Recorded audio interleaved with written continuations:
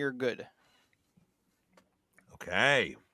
I believe we're live. What is up, everybody watching, viewers? Hello, come one, come all. Welcome to Nerd Rage Gaming in Buffalo Grove, Illinois. My name is Brent Mukai. I'm joined by my co-host.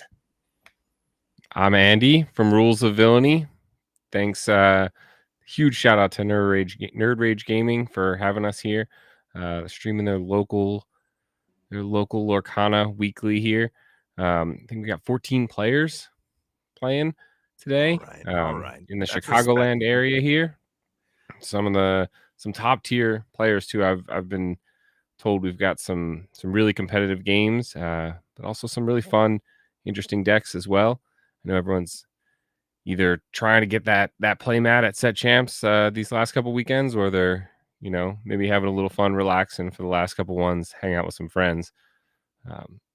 Yeah, getting some of those Lorcana points. I'm sure a lot of people have their eyes set on the last Set Champs. I know I have my eyes. I have not yet won a hero. I've only been able to play one Set Champs. Looks like I'll be able to play one this weekend. How are you doing across the board on the heroes front there, Andy?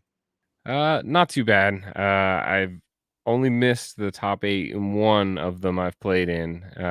But I've been fortunate enough to I clear my schedule for these things, and every weekend hit one up, and they're really just a lot of fun. Honestly, getting to see all my friends hang out, and my wife won one. That was great experience to be at, and yeah. But anyway, we've got people here ready to play here. I think we've got Zero the Hero versus Ray in round 1 here. Looks like Ray is on the Ruby Sapphire, the classic here. Zero the Hero with the Sapphire Steel, inking a Let It Go. No turn 1 play, unfortunate. Shout outs to Dalton Cow or Co. Hope I'm saying either one of those right. And ROV Kirsten in the chat as Queen of Hearts hits the inkwell. But Ray is going to pass turn 2. So let's see what Zero the Hero comes out with. Lords of Lore, one of the Lords of Lore here as well. Zero the Hero, you can check him out across social media. I know that he has somewhat of a presence. I was just watching him play with my friend Alvin Lore Gains in a new series they're doing. But Fishbone Quill hits the inkwell to play the Olga. That's Olga, right? Or Helga Sinclair. Yeah, yep. It's a really good tool against evasives. Not sure how many evasives we're going to find in Ray's deck here, but still good to make some trades back there. Challenger +3, right? So it'll swing in for 3/4. Body there, not too bad. Ooh, Ray playing down the Queen Diviner, which I believe when you may exert the Queen and look at the top 4 cards of your deck, choose one card that is an item that is 3 or less cost, and play it down. Yes. Am I correct on that? It may come into play exerted. I don't recall. Oh no, it does not come into play exerted, but I believe that you can exert her in order to activate the ability. I wasn't sure if you get to draw it or if it hits the board. Yeah, so we're gonna see it happen right now. No items, so they all just went back to the bottom of the deck. That's never something you want to see. Definitely never something. But we see the turn 1 Shield of Virtue. Pay 3 exerted and readies the Queen back up. Are we going to see him go in for another chance at some items, or do we just keep him safe from that Helga? I think you just keep him safe from the Helga, and he does. He just he elects to keep. Looks like Vitalosphere put down as well with the extra ink. Yo, and the Beast. The Sad Beast, Zero the Hero, playing some kind of an interesting amount of spice here. in this Steel Sapphire deck. It feels like there's so many different slots that you can use for Steel Sapphire, depending on the type of build you want to go. I mean, what's your take on this? It doesn't feel quite like Kiwis. It doesn't feel quite like it does. I mean, no items have come down, so it doesn't feel like items. Yeah, this is almost like your classic ramp on 3 with that Mickey that we see there, or a fishbone or something. Oh, the And brawl comes down after the Sapphire Coil. Hits at the Sapphire Coil from this set. An absolute beast putting in the work here. Ray with 1 card left in hand, though. So definitely very low on card economy here. And Zero the Hero has basically a full hand. We see the visions come out, 5 cards looked at. You basically get a selection of whatever you want from your deck there. Usually really good choices. See what he's looking at. Tinkerbell. Else maybe a Cogsworth. Let it go. I can't see what he took. He leaves a grabs swords in there as well. Mm-hmm. And a very interesting build by Zero here. Meanwhile, J-Bomb in chat saying Ray with the patented blue hood up. And yes, Kirsten, Sapphire Queen is a bit spicy, but it leads me to believe that Ray is playing a heavy item variant of the deck. So what that typically means is we're going to see a lot less removal options, and it's going to be more about getting all of the items out so that you can put in the KO, the 1-2 KO with Tamatoa. I got to imagine. Absolutely. Although, as we saw with the Sapphire Coil and the Brawl, along with, I think they usually run maybe some of the little Sisus and certainly the big Sisus. This Ruby Sapphire still does have the ability to remove some cards from the board, move some characters. So we do see the Queen played. It does come into play Exerted, it looks like. Does come into play Exerted, but for Popsicle, makes no difference either way. So Ray is going to be able to draw a card off the top. Absolutely. And I think Ray is deciding if they want to pay 1 for pay 1 for the workshop, which is really the draw engine of this deck. And honestly, once that gets going, it can be very, very quickly over for your opponent if they don't have an answer for it, or the ability to, put the gas on themselves and try and get to 20. So we'll see how Zero answers this here. Yeah, and just like that, Ray in a very strong position here. Maybe not on board with characters, but definitely winning the item race here. Zero going to pop the Popsicle to heal the Helga. And down comes the Enchanted, happy as a clam. So shiny. Oh, look at that. I know. Synonymous with Tamatoa here. Going to be able to gain back 2 items from the discard pile. I believe he grabbed back 2 Popsicles. Not seeming like a super heavy item deck from Zero the Hero. Probably a different set of win conditions here. Looks a little more Kiwi-ish with a little bit of spice.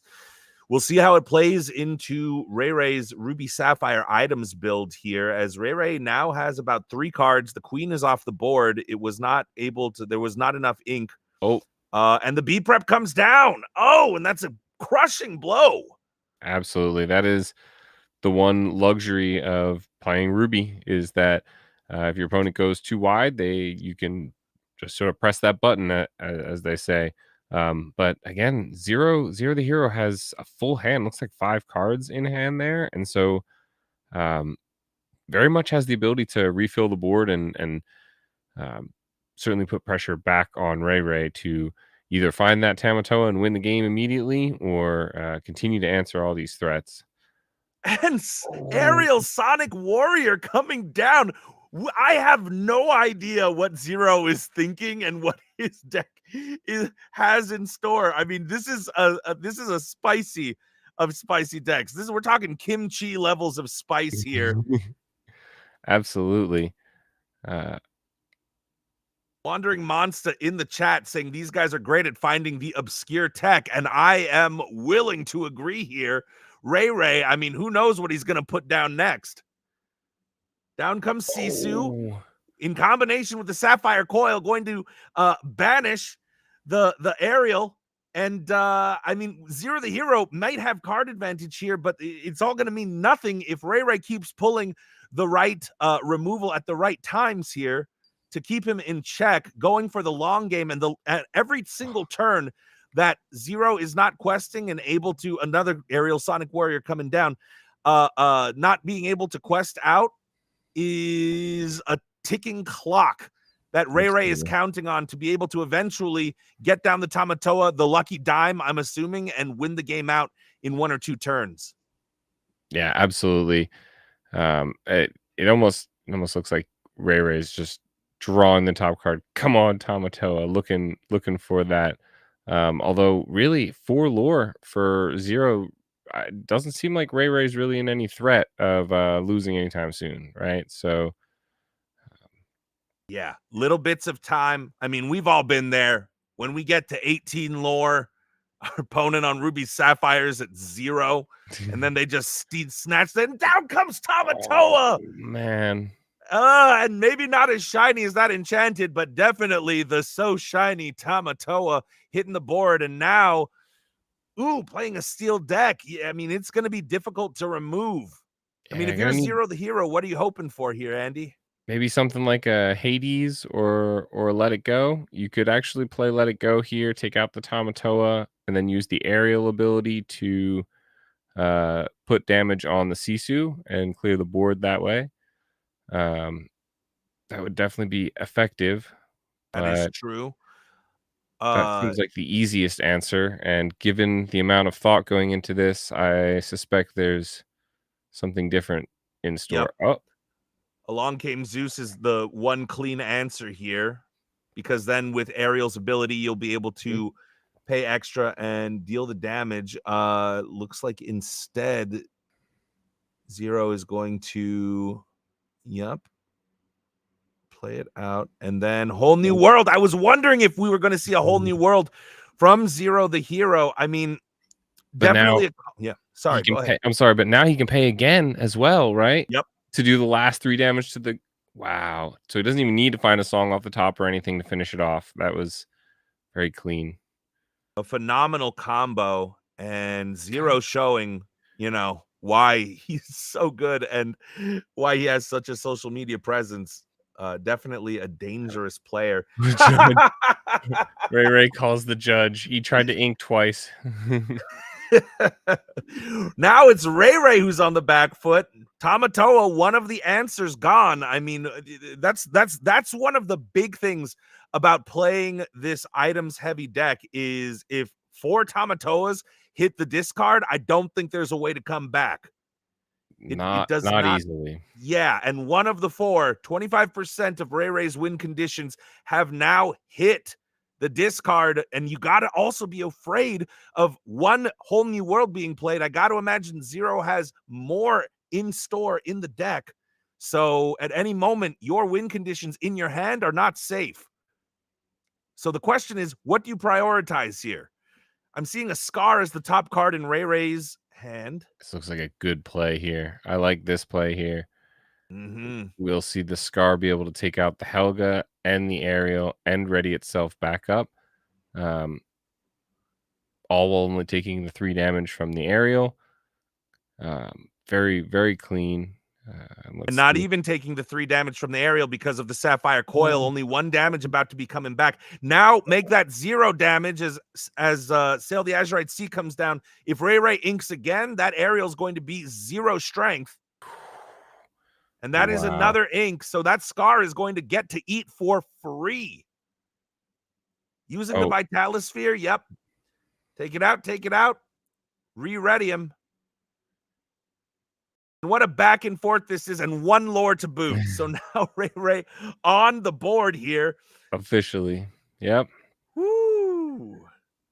This is high level play. For just some random locals, I gotta say, this is some high level play here. Let's see what Zero elects to do. Let's see. Popsicle is gonna come. And that is the danger of playing Whole New World, right? Is that, yes, you can you dictate when you get to pull that trigger on it, but at the end of the day, you are putting 7 new cards in your opponent's hand, and when that opponent is playing Ruby Sapphire, I mean, it's a dangerous proposition. Yeah, I think we see another Be Prepared and another large Tamatoa in Ray Ray's hand, and so um, both big threats by way of clearing the board of this beast that we see Zero just taking off the top with the visions of the future, trying to decide what they want to play down. Ooh, the Pete, no actions is definitely helpful here. The black on black sleeves on playmat there make it a little hard to see exactly how much ink he has, but I wonder if he's counting out to maybe put down the beast as well as a Pete to try and keep the beast alive, get some extra card draw, Yeah, I rebuild his mean, board. something you got to be aware of, though, as you're playing this is that Sapphire Coil in combination with the big Sisu, the empowered sibling. The empowered Yeah. sibling, the big Sisu coming down and shifting onto that little Sisu. I mean, do you risk putting the beast down and yet again not getting any value out of it? Oh, so we see a Pluto come down instead. So that's one of those cards you said this is almost kind of Kiwi Birds esque. We saw popularized by Harlan Sweet last set, I believe.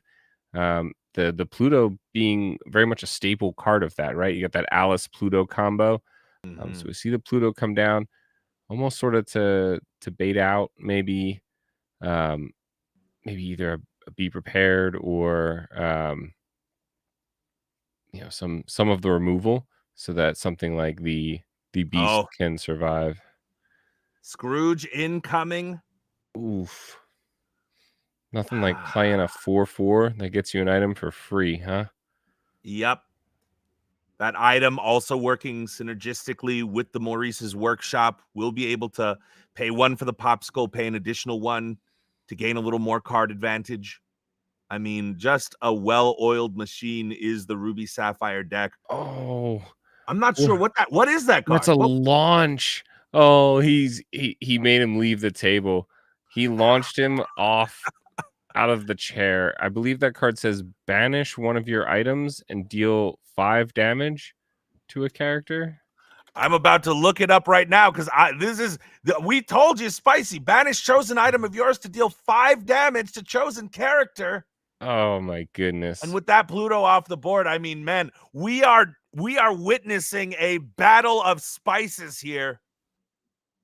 The likes of which I don't think I've ever seen. I don't think I've seen 2 players with more unpredictable cards in hand. I have not seen launch played a single time. In all of the time I've played Lorcana, in all the time I've casted Lorcana, that launch is crazy. Yeah, that is an interesting card. I mean, it works, right? He's got plenty of items to throw away. He's got plenty of ways to bring these items back with both Tamatoas. Um, Perhaps even he may even be playing something like Merlin's Carpet Bag to help bring items back as well, in case he really needs that amount of recursion. But we see a coil used, the Smee taken out, only 1 damage taken from that. We get a bell for free as well. I mean, Zero shaking his head here. I mean, losing on board in terms of characters and in terms of items. The ooh. Pete, I mean, looks like Zero saying, I'm just going to go wide and pray. Yeah, there's certainly not enough ink available to minimize the strength of all of those characters if a big Sisu is found. It looks like Ray will do these one at a time. So pay the popsicle, draw the card, look at the card, then decide if they want to do the Maurice's workshop. That way they can hopefully uh, keep enough ink available. Oh, the dime comes down. Oh, and if there wasn't a clock already, you see the smile, the look, the look of knowingness on Zero the Hero's face. I mean, this is a tough matchup, and maybe now that he knows that Ray Oh, is Shifts the Oh, bell. shifts the new Ruby Sapphire Bell that I'm going to look up because Yeah, I've got to look up that one as well. let's take a look here so we can explain to the people. So yeah, for each item, it's a shift 7. It's a 7/7 that quest for 3 as well. But for each item in your discard, you may pay 1 less to play this character using her shift ability. So it looks like he paid very little for her. And then whenever this character quests, you may put up to 3 items from your discard to the bottom of your deck to gain 1 lore for each item moved this way. So 3 lore, Wow. the dime for 3. So 1, 2, 3, 4, 5, 6, 7, 8, 9, 10, 11, 12. He went up 12 lore. Oh, yeah. Uh, And if you're Zero the no, hero, there's really 15 nothing you lore. can do. I mean, I think it was 15 lore actually, because no, it was 13 Lord because he was at 4 before. he was at 4. Okay, 13 lore. So it was Bell quest for 3 plus the character's ability. Maybe he didn't have 3 items to put on the bottom of the deck. Oh, that's only on quest. I don't believe that's on play. Maybe I'm wrong. But he shifted, so he quested. Oh, as you're well. right. You're absolutely And right. then I don't think there re-readied it were with 3 items. okay, so he got a few off of it, I'm guessing. But at the very least 3 from the quest, 2 from, and then the dime for 3 as well. Man, what a big swing there. Zero playing it out here, but in terms of Sapphire Steel answers, I A wide board is really hard to deal with. right. I don't know that there's much that can be done. I mean, we're looking at He's gonna sing a whole new, he might have to sing a whole new world here if he knows he has something like a Let It Go. Nope. Nope, he scoops instead. All right. yeah. So Zero knowing there's likely no outs for him, especially since it was more than just removing that bell. He needed to remove essentially everything else on the board. Yeah, So he needed a B prep there, and that's not in the Sapphire Steel color combination, unfortunately. yeah, Ray Ray's going to take down game 1, but for game 2, I mean, my question is, even when you know what your opponent is playing, is there any way for Zero to stop it? I mean, what is the strategy here? uh, honestly, go as fast as they can. I think they really need to try and hit the more Kiwi Birds line of their deck. Maybe Smee on 2. Like I said, if they have it, Alice. They have the, looks like the Bell Popsicle line, so getting something out on 1. That's Smee. This time they had the Helga, right, which is really kind of slow, and you don't really need to fight back too much against a deck that is just trying to get 20 items and then dime a Tamatoa for the I win. don't know. I didn't see a single Alice in the hand. I didn't. I don't know if Zero is playing an Alice here, and Zero just might not have the high questing characters, the low cost high questing characters that he needs here. I mean, going as fast as humanly possible is going to be I mean, really the one way to kind of pull it out here.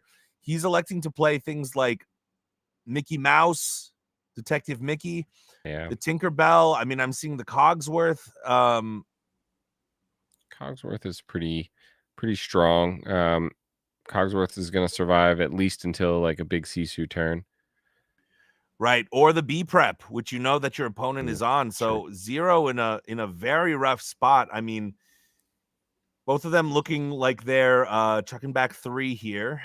And I mean, I don't even think I saw a McDuck Manor, if I'm being Yeah. honest. I think that this is going to be a climb. I'm interested to see what Zero does here, like how his play changes. And obviously you need to draw the right cards that you want as it's going. But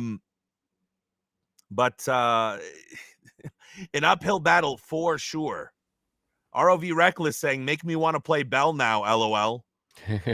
Yeah, so Reckless is my teammate that hooked me up with the Stitch banner here. And he's Nice. been playing a very similar list to this, Ruby Sapphire items, and yeah, that bell is really spicy. You got to play the launch too, though, Reckless.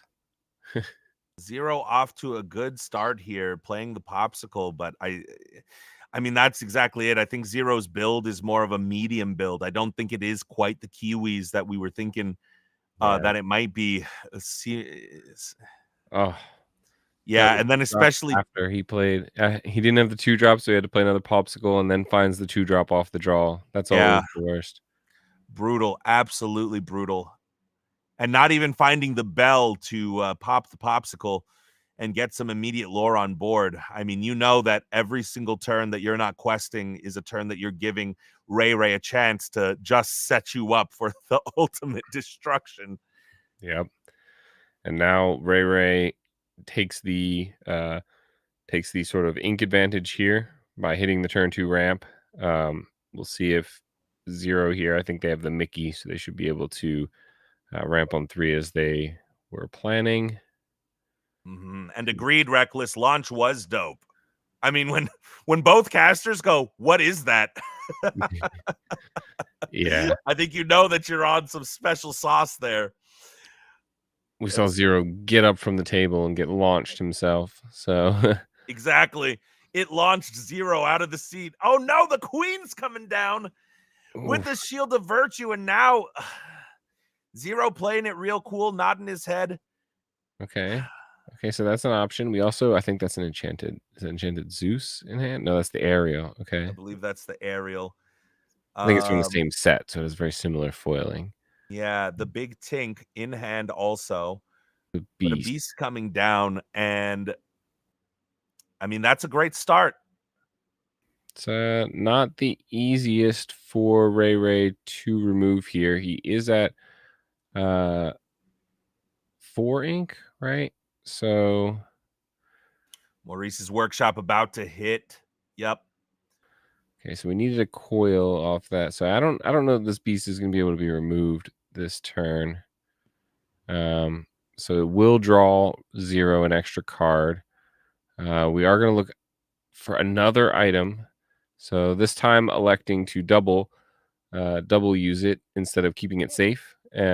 Probably saying that, you know what, I don't really think you're going to swing that beast into my, into my queen here. So Ray very smartly realizing, that without the Helga Sinclair, that I mean, you put Zero in a very hard place, right? Because it's like, 1, you want to get the draws off of the beast. 2, you want the queen removed, and 3, you're also really hoping that that you can quest out fast enough, and you can't do everything. It looks like Zero elects to take out the queen and then popsicle the damage off, which is a smart option there. But it does leave vulnerable to something like a Maui if it's played. I don't know that the Maui's played, but we do know they have the Scar, which definitely has rush. They are able to get to it next turn with that Fishbone and a regular ink if they so choose. We will see the Ariel come down, the enchanted Ariel again. That card is beautiful. That was one that my wife played in her Steel Song list. She made me go get the enchanted for her. So very nice. And the B prep. Ray just having the answer at every turn, and that is just brutal. Zero, you see it all over Zero's face here. Yeah. There's not much that he can do, and Ray is just I mean, obviously Ray knows how to play this deck. He has put in a lot of great spice, so no undercutting, but when Ruby Sapphire just has the answers. Yeah, it looks like they pointed at the Fishbone. I wonder if Zero didn't notice or didn't, take into account the Fishbone having been gotten off of the queen, which then allowed him to get 2 ink that turn to go from 5 to 7 for the B prep. So, and choosing to go a little bit wider, Zero was maybe thinking that at the very least he'd be able to get another draw for the beast, have a little more time. Oh, just brutal. Brutal. Use the whole new world in hand as well. Yeah, look, he turns to the camera, shakes his head, and Ray says, "Oh, sorry, not can't sorry." Can't even sing. Can't even sing the whole new world. I know. Oh, Wandering Monster Bell is great with steel. It can sing a lot of songs. We'll see what's going on. 2 B preps though being stolen. 2 B preps hitting the discard. That's not a bad sight. More? That's not. Is that including the one he's already played? So that's Yes. So 3 now 3 B total gone. preps down. Ooh. Someone in Legally, you can only have 4. Yeah, someone in chat tell us, does he have 4? Do we think he has 4? Does this deck run 4? Or is it gonna, some of them cut that third one, especially for the scar, right? If you're running 1 scar, I see that count a lot. 3 and 1. We Yeah. could be we could be completely clear of B preps, which is probably nice for Zero. Definitely what he wants to see. But what you don't want to see is your opponent just drawing infinite cards off this popsicle in Maurice Workshop. Wow. My goodness. Look at the Because number of cards in Ray Ray's hand. well, and we saw a second whole new world. So Zero had 2 whole new worlds when he had to hard cast it last turn, and so Ray feeling confident that there's not another whole new world What is that available. card? Looks like the Ruby Coil, maybe. Ruby Coil. Yeah, Zero shakes his head. He doesn't even know what it is here. I think it's you ink, and it gives strength to a character. So whenever you ink, you can give maybe +2. It was, in fact, the Ruby Coil. I'm looking it up right now. Oh, man. The Scrooge McDuck coming down. During your turn, whenever a card is put into your inkwell, chosen character gets +2 strength. So it is, in fact, the exact opposite of the Sapphire Coil. Of the Sapphire Coil, yeah. So we'll see a Sapphire Coil inked because of the sale. So, and then we'll use Fishbone to put something away. Then we'll see a shield come down, and the workshop used again. Double bell for 2 popsicles. Look at Oh. Zero shaking his head like, oh my goodness. Meanwhile, Zero actually with 0 cards on board, unfortunately. Still the hero, but looking at Zero here, we'll see if there's any answers. But losing on board, losing on ink, and losing on items, it's tough. The Beast and the Pete are going to come down, but this looks like too little this late in the game here. The score might be 0-1, but it's about to be... Yeah. If Ray has anything to say, yeah, it's about to be pretty crazy. There it is. I was just about to say the score is actually 1, 2, 3, 4, 5, 6, 7 items +1 on the Tamatoa. It's actually 8-1 because this Tamatoa will just instantly be able to come down and get or threaten a lot of lore. Although we don't have the dime out, so there is a possibility that we can see maybe Zero remove this Tamatoa before it gets too much value. Obviously, you got the value off of the recurred item from the discard, but see him quest out for 3. All right, Tamatoa, happy as a clam, gonna hit the board. 2 popsicles. Oh, a popsicle and a lucky dime retrieved. Ooh. Back to the hand. Zero correctly assessing that if he's able to quest that Tamatoa, he'll be able to play that dime for free. And that might be a part of the win condition here. I mean, as tough as it looks right now, the real truth is that Zero still has a chance to win. And that chance is going to be predicated on if he can get the other Tamatoas into the discard. Because if 4 Tamatoas hit the discard, yep, and he's able to get his lucky dime down, there's maybe a thin chance. Yeah, so we don't see any single target removal. Just the strength is and a sword, I guess. So that's 4, 5, 6 to take out the Tamatoa. That's still not enough for the Tamatoa. Plus, you'd have to also do that storm he has in hand. So it would pretty much take all of the damage spells, damage songs in Zero's hand here to remove that Tamatoa. Yeah, and with no ink left, that means that there's only 2 singers. So that Tamatoa is going to be able to survive at least 1 turn to quest out for 1, 2, 3, 4, 5, 6, 7, 8, 9 at the very least. So we see the storm used on Scrooge. And then we see the swords get sung by the beast to take out the Scrooge. And a tough, just a tough thing to, just really tough here, because that then means that Ray Ray is going to be able to quest for, 1, 2, 3, 4, 5, 6, 9. 8, 9 lore. And it's all but over here. Oh, and he had the dime in the discard. The dime was in the discard, probably from the whole new world. And so there we go. So Ray Ray questing the Ray 30. takes it. And there is the fist bump, the dap, 0, just in a world of hurt right off the bat. The second that you see that your opponent is playing Ruby Sapphire, you're playing the Sapphire Steel, and it's not the quick version. You're not feeling great. Yeah, absolutely.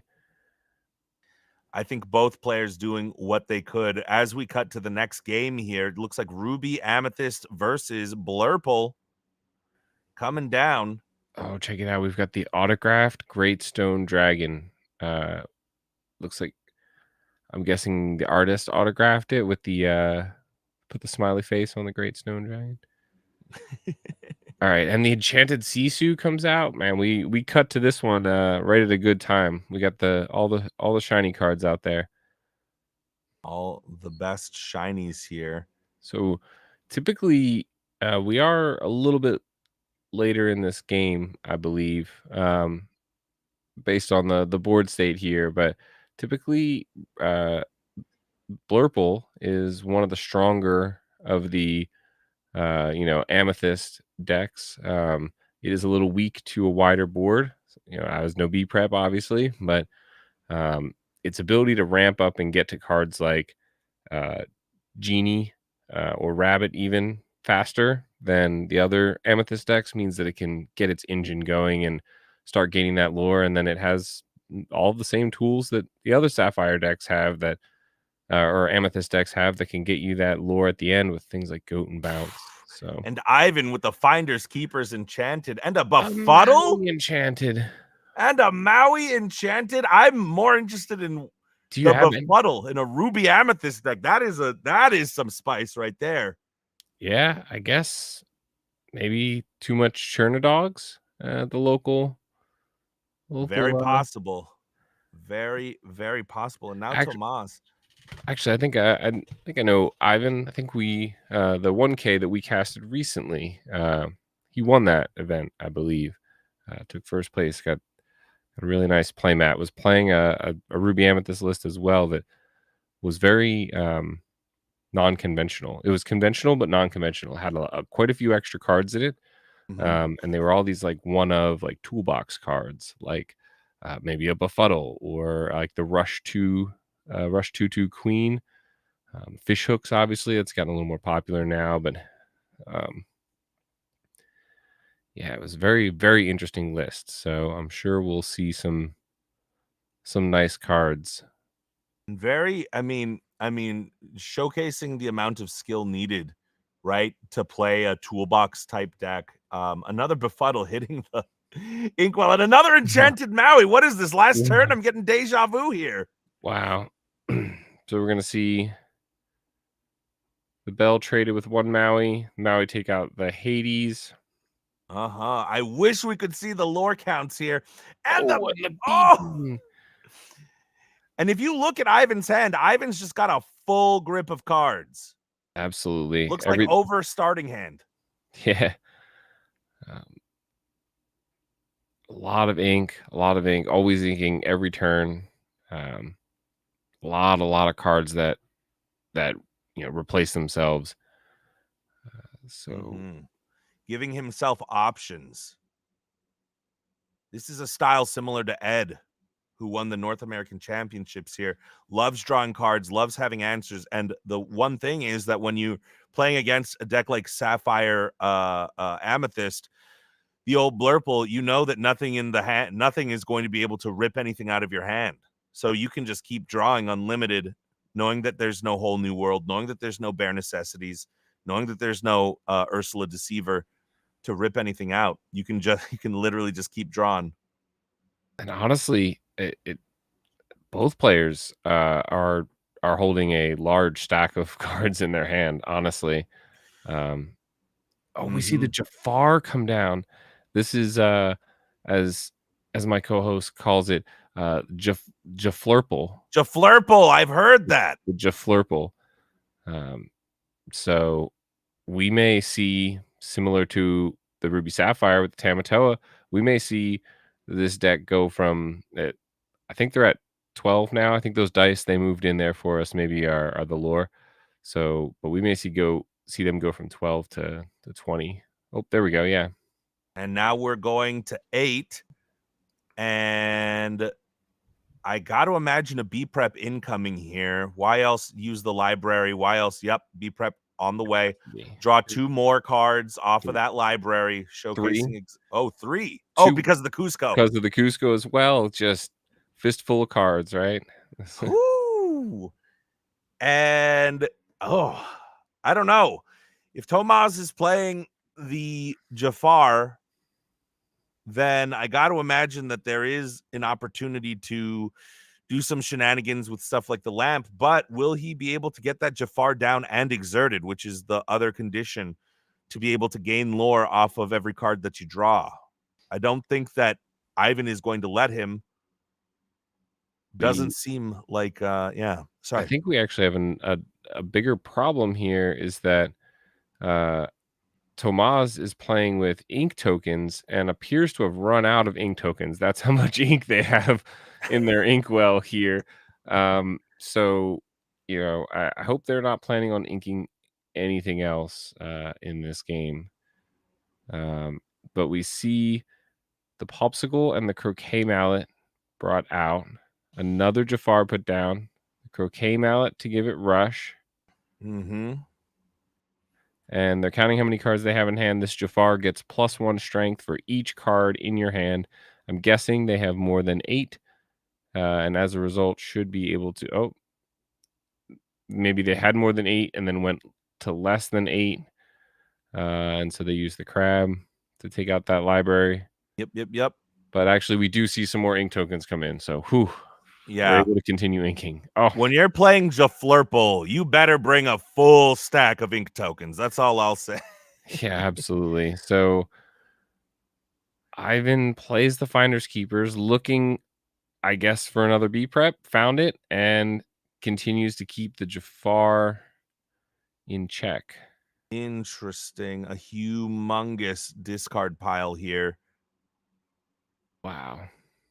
I mean, most of the cards are in Ivan's hand, it looks like. And I'm wondering what exactly the players are playing for here. I got to imagine that Tomas knows that at some point Ivan is going to just run out of removal. But I am seeing, I just saw a Lady Tremaine. I saw a Pirate's Life. Wow. I mean, 2 Tremaines here would do it. If you have 2 Lady Tremaines, 1, 2, 3, 4, 5, 6, 7, 8, 9, 10, 11, 12. Yeah, you could even play them both out. Another B prep. Another B prep. I mean, when you have most of the cards in your hand. The thing is, though, we've now just witnessed 3 B preps hit the board. And Ivan's going to need a way to start questing out here. This is a good start. Not exactly characters to the board. But not the high questing characters that you want here.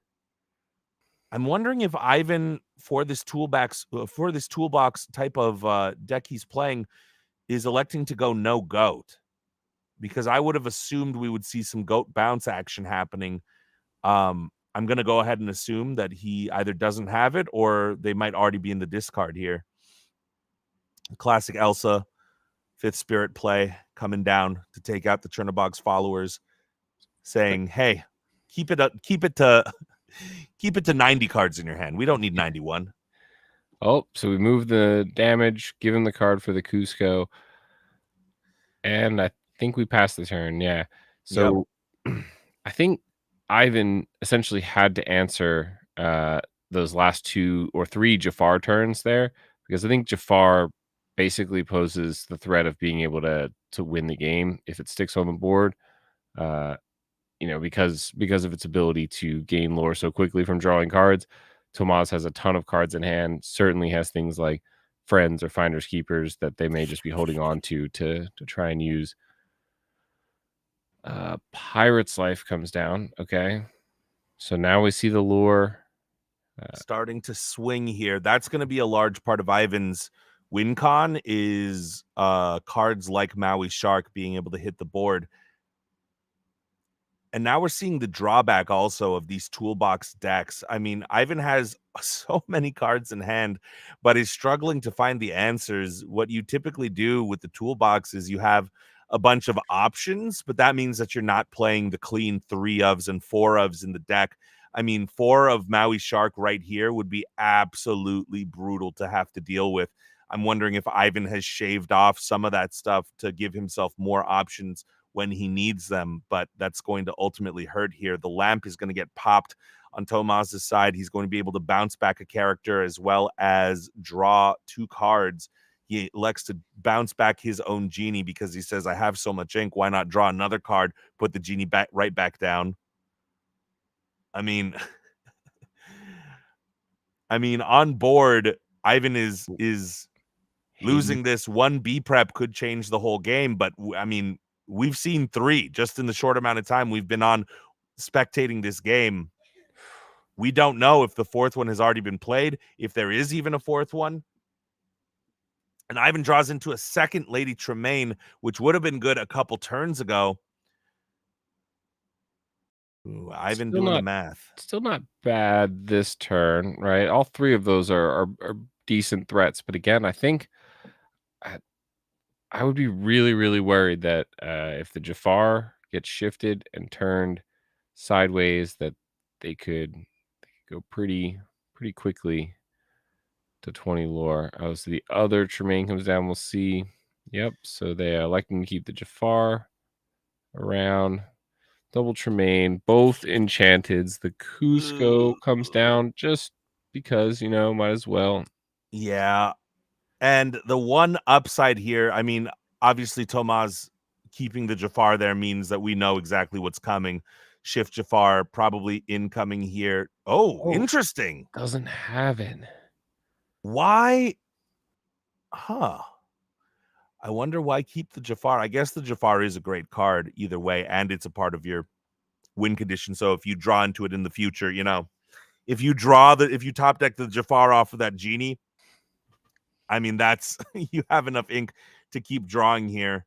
Hades a Tremaine. Ooh. As if anyone in this game needs any more ink, I think we've got plenty. 5, 6, 7, 8, 9.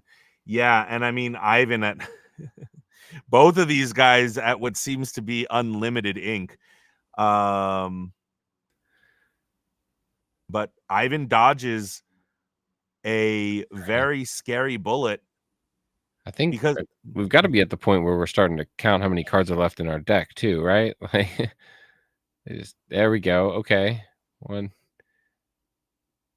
It's not many. They counted those pretty quick. We're coming up to the end of the line here. The crazy part is if the graphics are correct, this is only game 1. Yeah. We got through 2 Sapphire, a Sapphire matchup, a double Sapphire. Okay, the Sisu comes down. We'll take out the Genie. Not exactly, but yeah, we got through 2 Sapphire matchups in 2 games before 1 game was finished. This is the new we're taking forever deck matchup is Ruby Sapphire or Ruby Amethyst versus Blurple. 3 more lore the hard way from Ivan. Looks like we're giving evasive to the Lady Tremaine. Merlin Crab coming down. Really, and Ivan's smartly identifying that one of the big advantages against Blurple is that it does not have widespread removal. Yeah, I think Ivan's basically just saying you need to have the Jafar. And the problem is that even when you get the Jafar, Tomas is searching for it and digging for it, but utilizing so many of the cards needed to activate the Jafar. He's almost out of cards to be able to gain lore with. Yeah. You know, we're gonna run out of cards to draw, and you won't be able to get that. Oh. 1, 2, 3, 4, 5. So we still need to remove. We can remove both things from the board though. Jafar should be enough cards in hand to take out that Jafar into Tremaine. Tremaine, and then Bell into the Cusco. Notably, also, each of those characters. Remove the damage. Interesting. Nice. And now it's Ivan who's on the back foot because now Tomas has enough lore to win this game out. So the question is, does Ivan have the B prep? I think he may have drawn it off the Diablo banish. Maybe it's hard to tell. So we see brawl come down. So presumably no B prep. 1, 2, 3, 4, 5, 6. So we need to remove 3 more lore from the board here. The crab can. So we can do it with what we've got, but we're also going to use the Medusa. 1, 2, 3, to 4, help 5, out. 6, 7. Medusa comes down. So crab can take out Bell and then buff the Tremaine to take out like the Hades or something. Or we could have a Maui and take out even more stuff. Yep. The Maui will allow the fish hook to. Yeah, fish hook's free now. So do we give it to Tremaine? Take out the Tremaine. Take out the. You fish hook the crab to take out the Jafar. So the crab lives. Yes. Maui takes out the Hades, and Tremaine can take out the Bell. The Bell.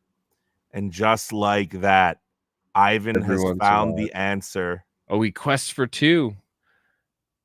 Yeah, he says, go ahead. Bounces the Tremaine and then takes out the Bell. Okay, even better, even smarter. All right. So now he has win on board. No, he doesn't. I don't know if I like that because now he's taking the Tremaine back to his hand. You're right. Sorry. Interesting. I don't know. I don't know how much I like that. Is that like 5 cards left in the deck? I think it looked like. I guess, yeah. And I guess if Tomas has only 2 cards in hand, right? I guess what Ivan is saying is I'd rather have the Tremaine as an option to shut down what you might need. But I mean, we'll see. We'll see what ends up happening here. Looks like it may be time in the round. Yep. Which means that Tomas is on turn 0 here. We'll have 5 turns afterwards to determine a winner, but I don't even think it's going to get to turn 5. I think that one of these guys is going to pull it out right here, right now in the next 2 turns. Depending on what Tomas has and what Tomas plays. Genie comes down. Another card drawn. Tomas shaking his head, though. Not the cards that he was hoping to see, I think. Meanwhile, Ivan looking cool as a cucumber here. Looks like 4 cards left in your deck. Even if you get the Jafar now, you won't be able to draw enough cards to meet your win condition. So I think it's time for Tomas to just flood the board out. Go wide and pray. Which items are we getting back here? And the lamp. Oh no! Oh, a popsicle. We're gonna dig deeper into our deck here. Okay, one more. Why not? Right? You only have so many turns left. Absolutely. The game's too short to end with cards left in your deck. If you didn't draw them all, you weren't drawing enough. Yeah, and the question is, what do you do with the Bell? Ooh, Ursula. Whoo! A lamp. The lamp gets played. So no Jafar, though. Do you quest out the Bell and say, you deal with me? My wife just came in and said, oh no. Okay.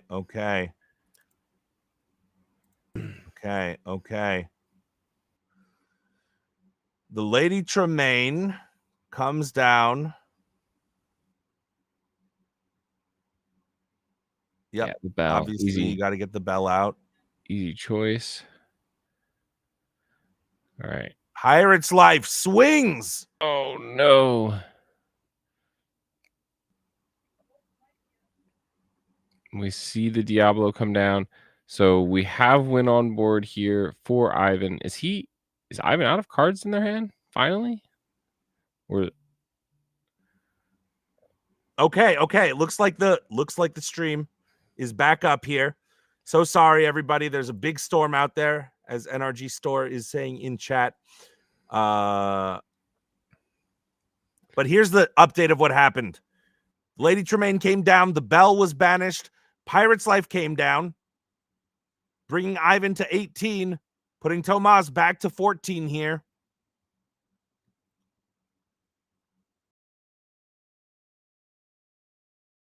And turn 0, turn 1, turn 2. This is turn 2 here. And this is turn 3. So Tomas gets one more turn then, right? Tomas has one more card left. That is correct. Did the math absolutely perfectly, literally utilized every single card in his deck. So Tomas gets one more turn then, right? Tomas. That is correct. We're gonna owe the viewers an apology. I think that might have cut out right at the good parts. The storms are not being nice. I just heard my wife from the other room go, "No, what happened?" Tell your wife to relay a message for us that we are sorry and that Blurple did indeed take that. That's the best we can do. Or NRG Store if you're watching, if you're still able to see all this. We might be back. We might be back live here. I can see it coming in and out. They've said it in chat. There are some storms happening in the Chicagoland area where NRG Gaming is, or Nerd Rage Gaming is at. So we do appreciate you guys sticking with us here. We apologize you missed the very end of that. That was crazy. We saw Blurple did actually take it. They were able to remove everything but the crab. They had the Bee King as the last card, and of course they throw away the Elsa, and they had the Tamatoa to quest for 2. So I'm gonna log into Twitch for the first time in a while here. But yeah, thank you everyone for hanging out with us. If we do disappear, know that we are working. Looks like we're back live. Looks like we're back live. Blurple wins. Yes. Ladies and gentlemen, so sorry about that. Again, they are dealing with storms out there. Just shows the dedication of the players and the team at Nerd Rage Gaming to still continue even with a storm out there. It went to time. I believe that was game 1, and it went all the way to time.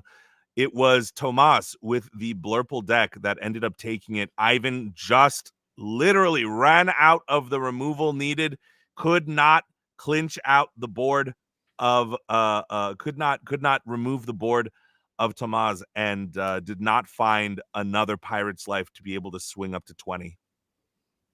Absolutely. All right. Whew, what an exciting that was only round 1. Can you believe that? Of locals. Crazy. This isn't even set champs, Andy. This is what a sweaty locals they got going on at Nerd Rage Gaming. Y'all are doing something different out there. What Absolutely. Well, we are going to take a quick break here, and we will be back for round 2 shortly.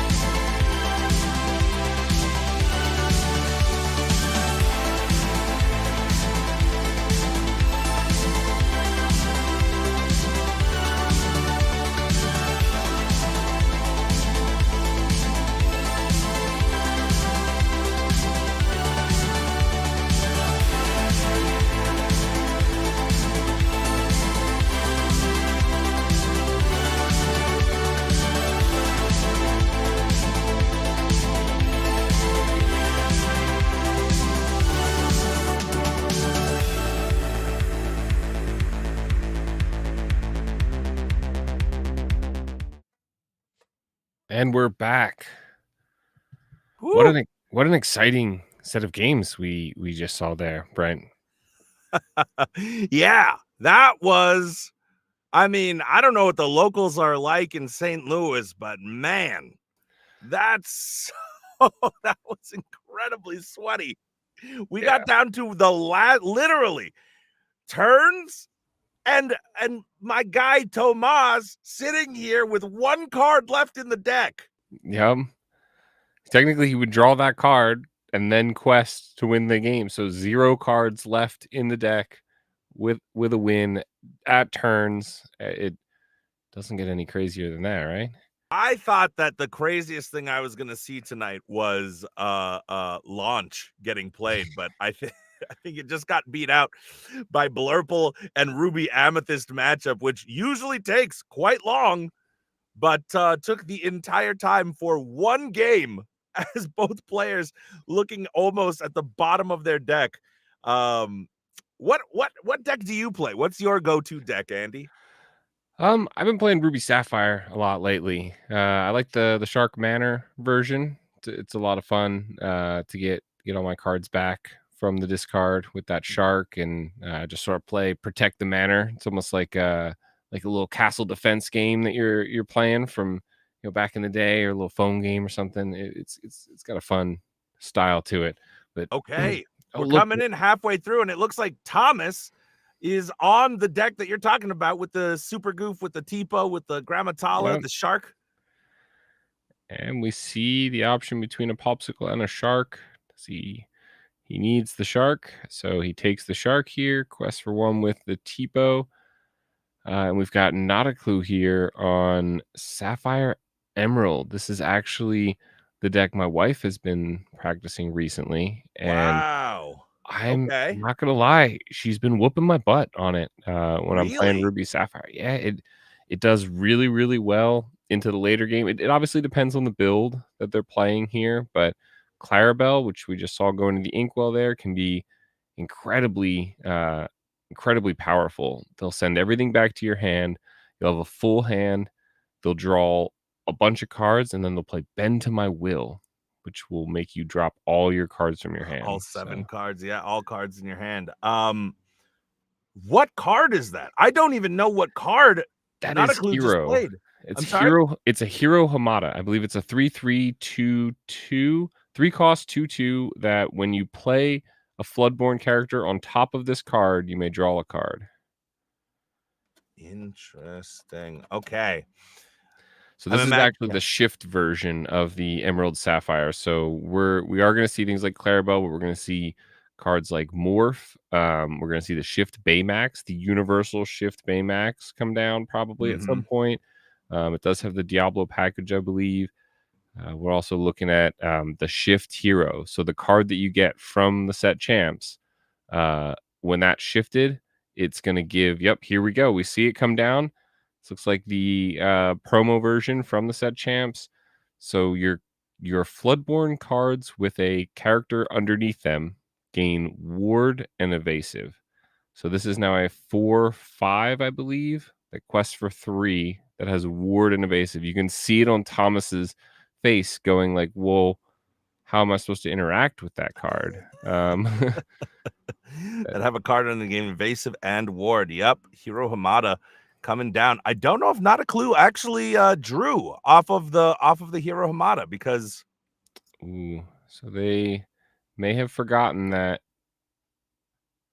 draw. Should be okay here though.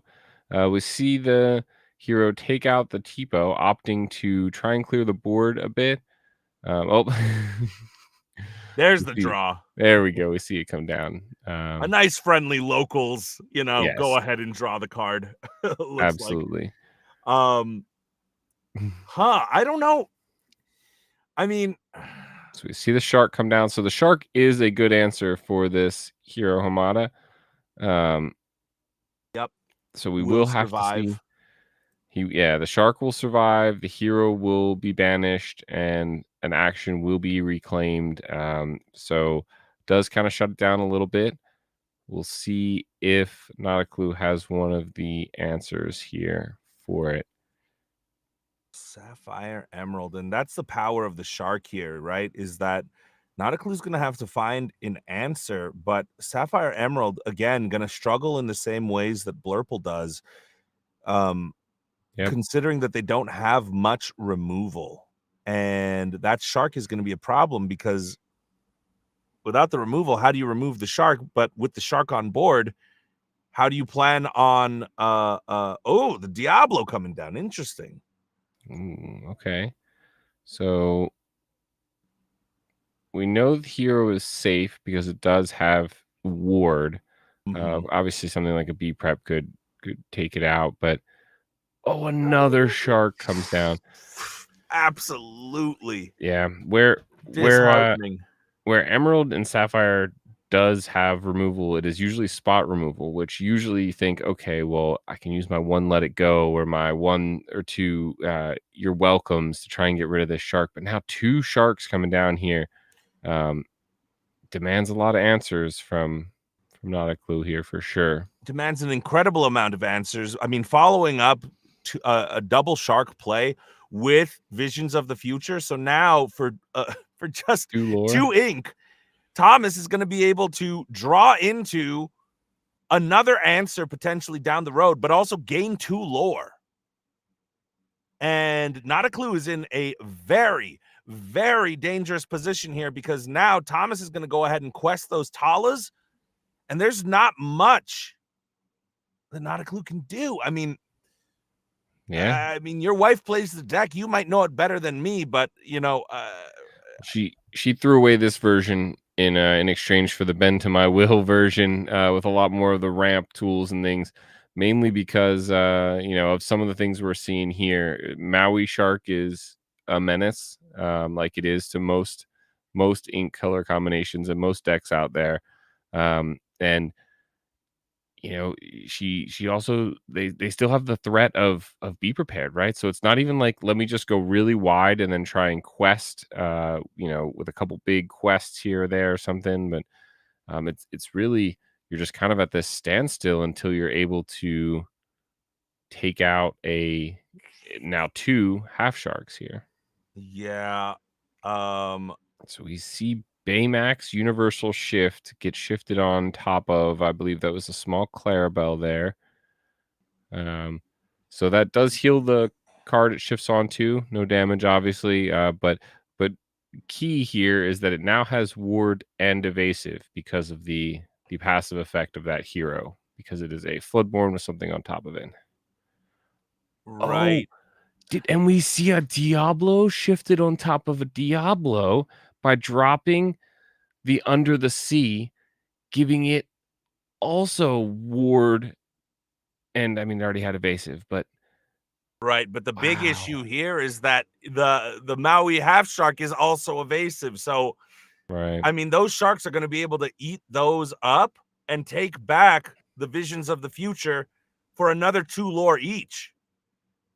I mean, this Well, game's basically over, I think. uh, I don't know that it's entirely over, right? I think so. Baymax is a 5/5, right? So Baymax will trade with one of the Mauis. We're gonna see the Maui take out the Diablo first. Um, we'll get how far I'll go here. And then the hero is actually now able to trade into the other Maui half shark. Yeah. And And now he's now looking at a McDuck Manor as well as a Lucky Dime. And what do you choose? I'm assuming the McDuck Manor because you throw that McDuck Manor down, it's basically over because then Not a Clue won't be able to challenge into the McDuck Manor without exposing exactly. Without exposing yourself to some of the shark nonsense here. Meanwhile, Thomas playing down Visions of the Future, about to gain another 2 lore and find another answer. I mean, yikes. Yeah, Rascal Adams in the chat here says she's trying to set up for enough board presence to either force Thomas to be prepared or lose his Mauis. So it does. I do think that makes sense there. I also think that this play here we can see. So one Maui would have to trade with the Baymax, and then we could also trade the hero into the other Maui. So we can clear both Mauis. It would cost all of the characters on board, but it's not the worst play. I do think the manner though poses a big set of threats here. We need something like maybe one of those instant removals for a location. Your welcome will work. The Cusco or the Hideaway are both other options. I'm not sure if they're being run in this list, but um, Yeah, but now with this McDuck Manor, the clock is on. Your hero Hamada will have the evasive to be able to challenge into that shark, but now the damage is done. I think. I mean, you getting Thomas getting what 6, 8 lore off of those sharks just by playing the actions he was already going to play for very cheap. Taking him up to 13-1. I mean. I got to imagine in the long game, not Thomas is the one who's going to be benefited also. So yeah, to be behind when you're supposed to be the beatdown deck, I mean, and behind 1-13, I mean, this is just rough. It's just a rough one. absolutely. Yeah, it the manner definitely I think kind of cements it because now you absolutely have to answer that in the next few turns. I think this list also this sort of shift option here is definitely a little more um a little more favored into something like a steel song that has much more targeted removal rather than something like a B prep um or even challenge based removal like this Maui half shark. Yeah, it looks like your wife in chat agrees. The deck is super fun to play, but against Ruby Sapphire, too slow and can't keep up. I'm inclined to agree just off of this small sample size here. I'm wondering what cards in the deck, and I'm wondering what even Emerald and Sapphire combination cards would even be able to do anything at this point. Um, Yep. Obviously Thomas being able to find those McDuck manners, having the visions of the future in combination with a Milo Thatch coming down. What an interesting play, or So what an interesting card to include. I think we have the big Milo in here as well. You gotta. There's no way that you don't, which I believe that when you challenge into When this uh, character is banished, return all opposing characters to their player's hand. mhm. So that is something that you shift onto the Milo with the hero on. Now it's a 4/4 ward evasive. It can take out something like a shark potentially that has damage on it already and Right. turn everything back, or it could it's not the most efficient removal, but it is a Floodborn that quests for 3, and that's their sort of main thing here is get Floodborns out on top of other cards, give them Ward and Evasive, and let them quest. And it looks like Thomas is just going to be able to keep playing. Yep, there we Yep. go. The action cards. Shark, showcasing why it is such a nasty card into the meta. I mean, Crazy, and it's only Maui half shark too. Imagine when they print Maui full shark. Yeah. That's gonna be real brutal. Yeah, a 14-10. Yeah, so a 14/10 gain 5 lore for every card you play. Yeah, exactly. Period. Action, song, character, doesn't matter. You play it, you get it. Oh, and similarly to the first game we watched, I mean, if you're not a clue here, even if you know what you're up against, even if you know what's going on, the question is, what do you do different? I mean, Yeah. it seemed like it was more of a mid-range deck also, looking to ramp, looking to do a lot of the similar Sapphire things. Can you switch it up to and have the versatility to go fast? I don't know. I mean, I don't know the deck. I don't know exactly what Not a Clue is playing, but Yeah, correct me I if I'm mean, wrong. That seems like the only option here. yeah, I think going fast is probably your best option. I think a nice line or an ideal line is something like, a Clarabelle or like a Clarabelle on turn 1. Then you're able to play like a Tipo on turn 2 to ramp. Then on turn 3, you're able to shift the Baymax on top of your Tipo, and you now have a 5/5 that quests for 2. And then the following turn, you can shift the Clarabelle, and then ideally at that point, maybe refill your hand because you've been inking a little bit. And hopefully they just don't really have answers to these massive characters that you've Hopefully just put out. Thomas just draws no answers Well, in the in turn. theory, if your opponent isn't playing the color combination that allows you to ramp and have a lot of removal, so they are at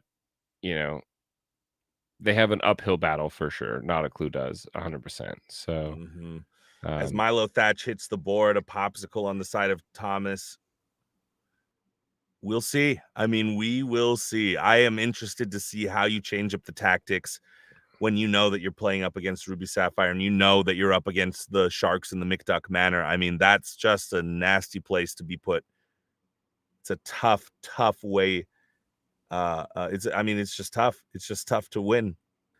Ruby Sapphire doing Ruby Sapphire things. Sorry, go ahead. Absolutely. I was just going to say, we see Sail come down. So the Milo that we talked about earlier is a shift 4. So this line still kind of works here. Or you can also shift the Baymax onto the Milo. But instead of the Tipo, we see the Sail come down. Another character inked.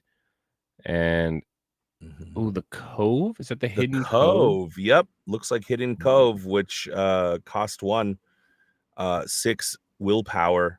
When you move a character there, give them +1 strength, +1 willpower. Now, the players here can't hear us, which is good because I'm pretty sure we just saw Thomas put a Be Prepared into his Inkwell off that Tipo. He had 2 in hand, and he said, I don't need 2. But if Not a Clue is able to flood the board, get something like a Clarabelle down to refill their hand, you might be wishing you had more than 1 B prep at that point, I agree with you. Interesting to keep the Maui instead, opting to keep the Maui Hero to all, and Not a Clue going to drop down their own McDuck Manor here, putting the pressure on early. But just as I said, I wonder why you keep the Maui. Thomas, very heads up, understanding that McDuck Manor might be being put down. So next turn, he'll be able to challenge into that. Of course, not neatly taking it out, but putting 6 into the McDuck Manor will be better than having to wait for your Maui Half Shark to hit the board and then wait an additional turn for him to dry. Absolutely. This is we're seeing a much better start, I think, for Not a Clue here, able to get that McDuck Manor down, was able to ramp as they expected. I gotta think you keep the McDuck Manor here. Ooh, yeah, but that's a Let It Go. The other one, I believe, is a Let It Go. Imagine last game if it wasn't 2 sharks, but only 1, and you had to Let It Go. So, you can't control how many sharks he's got in hand, but imagine that, but you gotta go fast. You also gotta go fast. So it's like you're in a rock and a hard place here. I don't know what the correct answer is. Milo Thatch, though, gonna go into the Cove. Quest for 1. Okay, so the shark is... See, now I hope she took the Let It Go, because that's very punishing. We get the 2 from the Manor. Don't forget your 2 lore from the Manor there. Yep, and then the Let It Go punishing that Maui means that we see another turn of the Manor surviving. Yep, 5 ink is getting put down. You were right, Andy. You called it. Oh no! Oh, we can sing it. We shift the Grammatala and sing Let It Go. Wow, what a play! And that is a crazy play. This Grammatala, by the way, I got to look up because it's been a minute for me. Oh, one of my co-hosts, Brad, the mayor of Lorcana, loves this Grammatala. He's been trying to make a deck work with her for so long. It seems so playable. Whenever a card is put into your Inkwell, gain 1 lore. So, I mean, not a clue. Just as I was saying, Ooh. it So looks we pretty impossible. Ooh. 1 onto the manor and a B prep played. So he Woo. slows the bleeding a little bit here, but we are going to see 2 more for the manor to go to 9. Right, but wipes his own board out in the process. Not a clue. I mean, very smartly took that. Diablo. Okay. Okay, Put it yeah. in the cove to avoid a big Sisu, which, Mm-hmm. based on what we can see in Thomas's hand, is very smart. I think we'll probably develop the Maui at this point. Yep. And I mean, not a clue doing a great job of exactly, I mean, heads up, understanding exactly what needs to be done here. Both of these cards, B Prep and Tipo, not the cards that you want to see at this juncture in the game. And as Thomas is He needed struggling the to ink find that some bad, answers bro. here. He needed the ink that bad. So he took the Tipo over the B prep. Yeah, yeah. I mean, when your opponent only has one card in hand, though, and your main issue is the oh, interesting. Doesn't go into the manor, instead goes into the cove. Well, so taking out the cove here is the clean answer. It is going to allow the big Sisu to come online. True. So we see 6, and the Baymax is played outright. And we quest with the Diablo, plus get our 2 from the manor, which looks like we already got. Diablo draws, you draw, I draw, we all draw together. Both And now, Mauis will take out. Yep. But now we leave the Diablo? I mean, giving your opponent one extra drawn card, I think, is much more Mm. important when they're already at 12 to get to 14. Because once you start getting to 14, that's when it starts getting dangerous. So I do agree with that play. Okay. Yeah, and it's more than 14 because it would have been, they're going to 15. It would have been 17 that they get to here. Exactly. So, We see the fishbone come down. But yep. Another card drawn. I mean, and with no clean answer to the Diablo. Oh, there we go. The big Sisu takes out the Diablo. Maui takes out the Baymax. They Right, trade, though. but Thomas with only 3 cards in hand here. And not a clue with drawing off the top here. Oh, no. 2 cards. 2 cards in hand for not a clue here. Oh, right, because of the Diablo before the effect. Yep. Most notoriously, we only see just the B prep as removal for Thomas. So if not a clue is able to threaten any sizable amount of lore here, Thomas could be, forced to play that B prep when something like big Sisu is one of their ways to sort of get back in this game. You play that big Sisu, you wipe the board, and then 3 lore every turn, forces an answer. Yeah, but not a clue, not looking happy with the decision making here. Looking over the board, trying to think it over. I can't see any cards in the hand. I don't know if you have some vision or sight on that, but looking like it's going to be pretty tough here. Hero comes down. Hamada. Mm-hmm. Okay. And not exactly the card that you're looking for, but anything at this point that will represent more lore that you can climb up with will be good. I mean, Thomas. So now we don't know what the card is left in Not a Clue's hand, right? There's in theory 1 left. But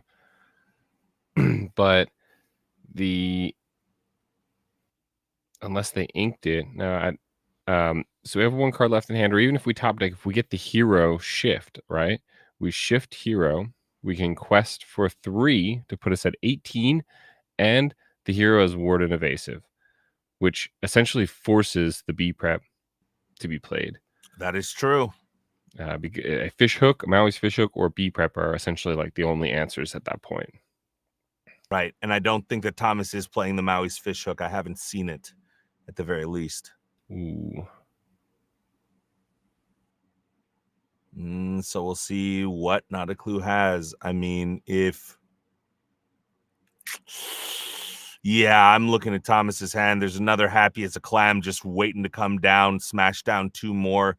of the popsicles to draw back 2 more cards. I mean, he's going to have massive hand advantage, ink advantage, as well as just a giant board with 2 Tamatoas down. It's going to be too late unless you literally can force a way right now. I think the only card that would work here is that Hiro Hamada shift line to be able to get to 18, and even then you're still not sitting pretty, because there's no way. I think it's the Milo. I think the Milo's coming down here. Oh, I think they have the big 7-cost Milo. They play it, and even then, not super happy. 16. So it is win on board currently, although that hero is, will inevitably be taken out by this Maui. In fact, it has to be, because the Maui has Reckless and the hero is available. Right. So, but we will see Thomas certainly sequence all of their actions. I'm sure they will do that here by, playing the popsicle. Actually, they quested the Tamatoa to play the popsicle for free. They're considering their options of potentially a B prep. They're going to sing the B prep, allowing them to spend all of their ink to set up a new board for themselves here. Did he quest out that Sisu before hitting the B prep? He sang it with the Sisu. Oh. So that way he keeps all of his ink so that he can, it looks like he's going to set up another Tamatoa, like you said, draw a large amount of cards, and all he needs to find is 1 Pirate's Life to really nail down. We see the Super Goof, or as our Italian friends call it, Super Pipo. I did not know that. Yeah, Super Pipo. It's so Goofy's name is Pipo in Italy? Yep. His name is Pipo. I've got our viewers can't see it, but I've got a. Is it Pipo or Pippo? I don't know. I don't actually have any Italian friends, or but is it a Pipo? It's probably a Pipo. I hope it's a Pipo. Oh, there's the hero. 1 turn too late. No. Oh, not a clue would have had. Oh, and you just see it. Although I guess in theory it would have forced the be prepared, which is what we were saying anyway, which is what it did. So I mean, Not a Clue is still threatening to go to 19 here, and this.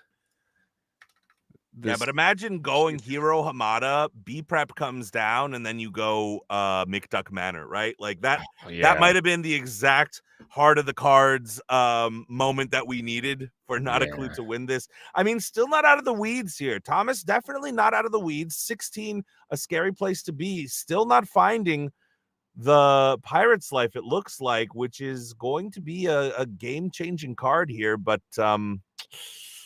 oh boy, yeah. Enchanted big Sisu in hand, along with the Super Pipo, and then just some more filtering and drawing cards. Looks like he's going to take another Visions off the Visions. Yep. I mean, we keep saying that that Pirate's Life is necessary, but I mean, this is a deck that's great at just cycling through every single card in the deck, so it is inevitable here. Only a matter of time before Pirate's Life is found. I'm assuming that Thomas is not playing the 4 of Pirate's Life, which would be an interesting choice with this.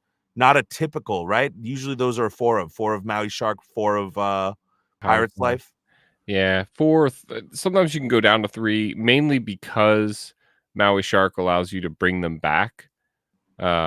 So you can sometimes cheat on those actions and only play 3 of them, because technically you have infinity of them, because I've got Maui Shark, right? So but yeah, we see a Hades found as an answer, and then but really nothing this turn, at least, now that they can do to take out. Yeah, and I mean, Hiro Hamada, but this Hiro Hamada does not have Ward because it wasn't shifted, correct? Correct. Yep, correct. So that Maleficent was taken. They'll be able to get to what, 19? Or is this Hiro Hamada? Yeah, 19. Play the Grammatala Grammatala comes down, and and then ink. the ink. Oh my goodness. For the win. And he just found the Pirate's Life He too. finds the Pirate's Life one But turn too late. My goodness. oh man, what a game. What a game. The And now we're going Grammatala to a for the game win. 3. Whoo! That is pretty insane. What a way to clutch that out. And having just enough ink to play that Grammatala down, as well as having one card extra. Yeah. Wow. What a And that card happened to be inkable. inkable. Another Yeah. Grammatala too. Oh, let's go indeed. We do love to see a great underdog here, a great underdog story in the making. I can't imagine there's much more time in the round here, though. So these players are going to have to jam it out. But I do believe that Not a Clue has just gone from a round loss to a round draw. I mean, unless they play superhuman fast here, or if these rounds are just going for some reason unlimited, I don't think they're going to be able to finish another game here. We'll see. Yeah, I'm not too sure how much time we have.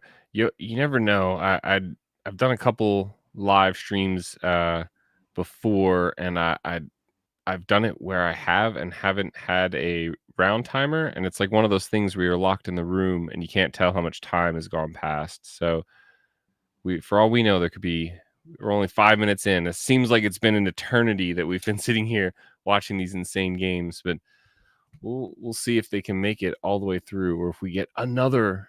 I guess that first round did go by rather quickly, but the players here in the middle of their altars, 19 minutes left. There we go. Okay, so that still seems like in a Sapphire matchup, that still seems a little. Yeah, that's right on the line. We're gonna be towing the line of having enough time or not, you know. Frosty Mana 21, you just missed the most clutch Emerald Sapphire combination with the clutch Hero Hamada quest for 3 into the Grammatala, the 7-cost Grammatala into an ink, the last card for Not a Clue on the right to quest up to 20. Literally at 16, needed 4 lore, quested 3 with the hero, and into the Grammatala play. Just an incredible matchup. We're going to see Thomas on the left here with Ruby Sapphire. The players are off to a start here. Tipo hits the inkwell as Develop Your Brain comes down here. So Woo! We know that he's got the turn 2 ramp because he inked the Tipo. It actually looks like he's got a whole family of Tipos there. So he will.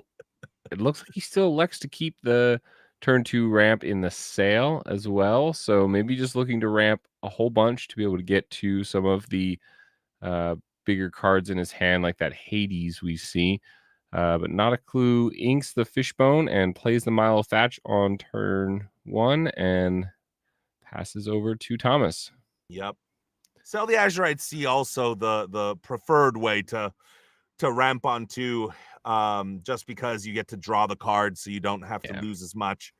And we saw all 3 Tipos go to the inkwell for Thomas there. So that's actually honestly really, really great for a Ruby Sapphire player, because you have a lot of really good cards that are great late in the game.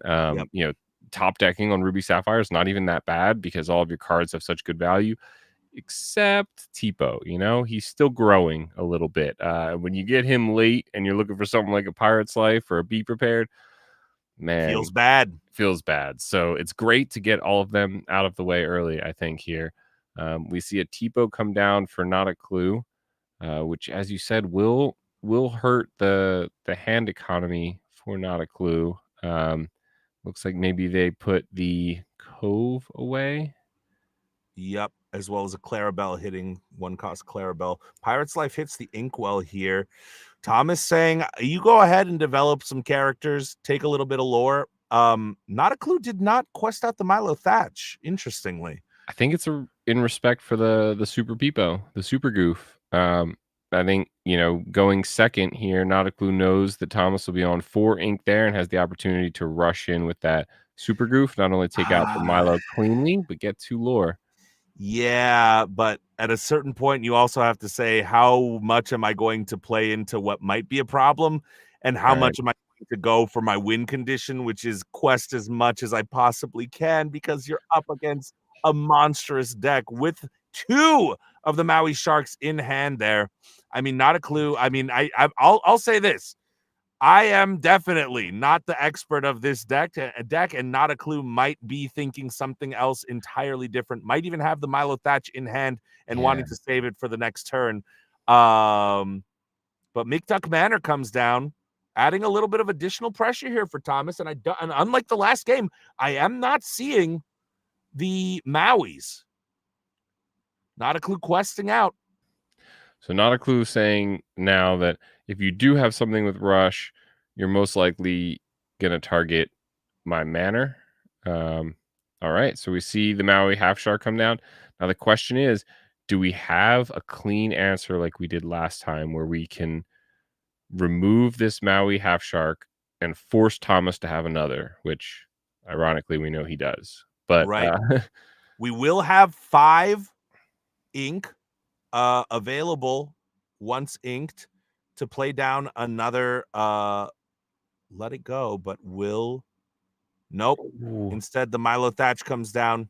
To play she juked me out again. The exact same play that happened last time, Andy, where I said, I guess they don't have it. And then boom, down comes the shift into the Sing.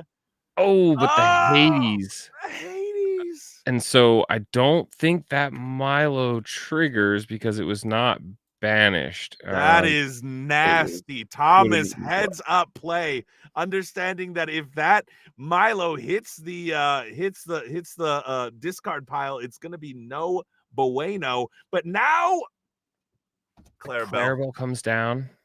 How many cards in hand? 4. So she's gonna get to draw 3 to match up to Thomas.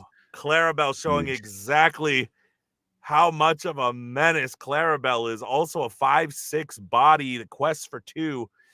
I mean, now Thomas, I mean, he shark in hand, but not an easy solution here, because that Clarabelle is going to be able to get some value as well as the Micduck Manor. What do you start to target here? I have not seen a oh my gosh. I haven't seen a Cusco. Right. Or Hideaway. Hideaway, thank you. I kept thinking Let It Go, and I knew that wasn't it. Or the Hideaway to be able to deal with the Manor cleanly. Also, while it was pretty nasty to put Milo Thatch into the inkwell, Hades also giving Not a Clue 2 additional ink because it was a shifted on Milo. Not a Clue's gonna have a ton of answers here. Gonna be at 10 already.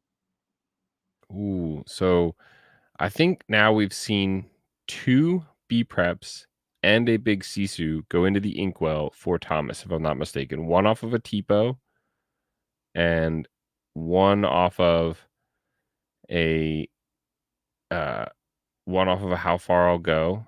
And now we just saw a big Sisu. It's a lot of removal we're giving away here. Oh, so we see the Baymax shifted on top of the Tipo. Tipo, not another Manor played. Thomas laughing, understanding. Whoa, there's not much to do at this point. I mean,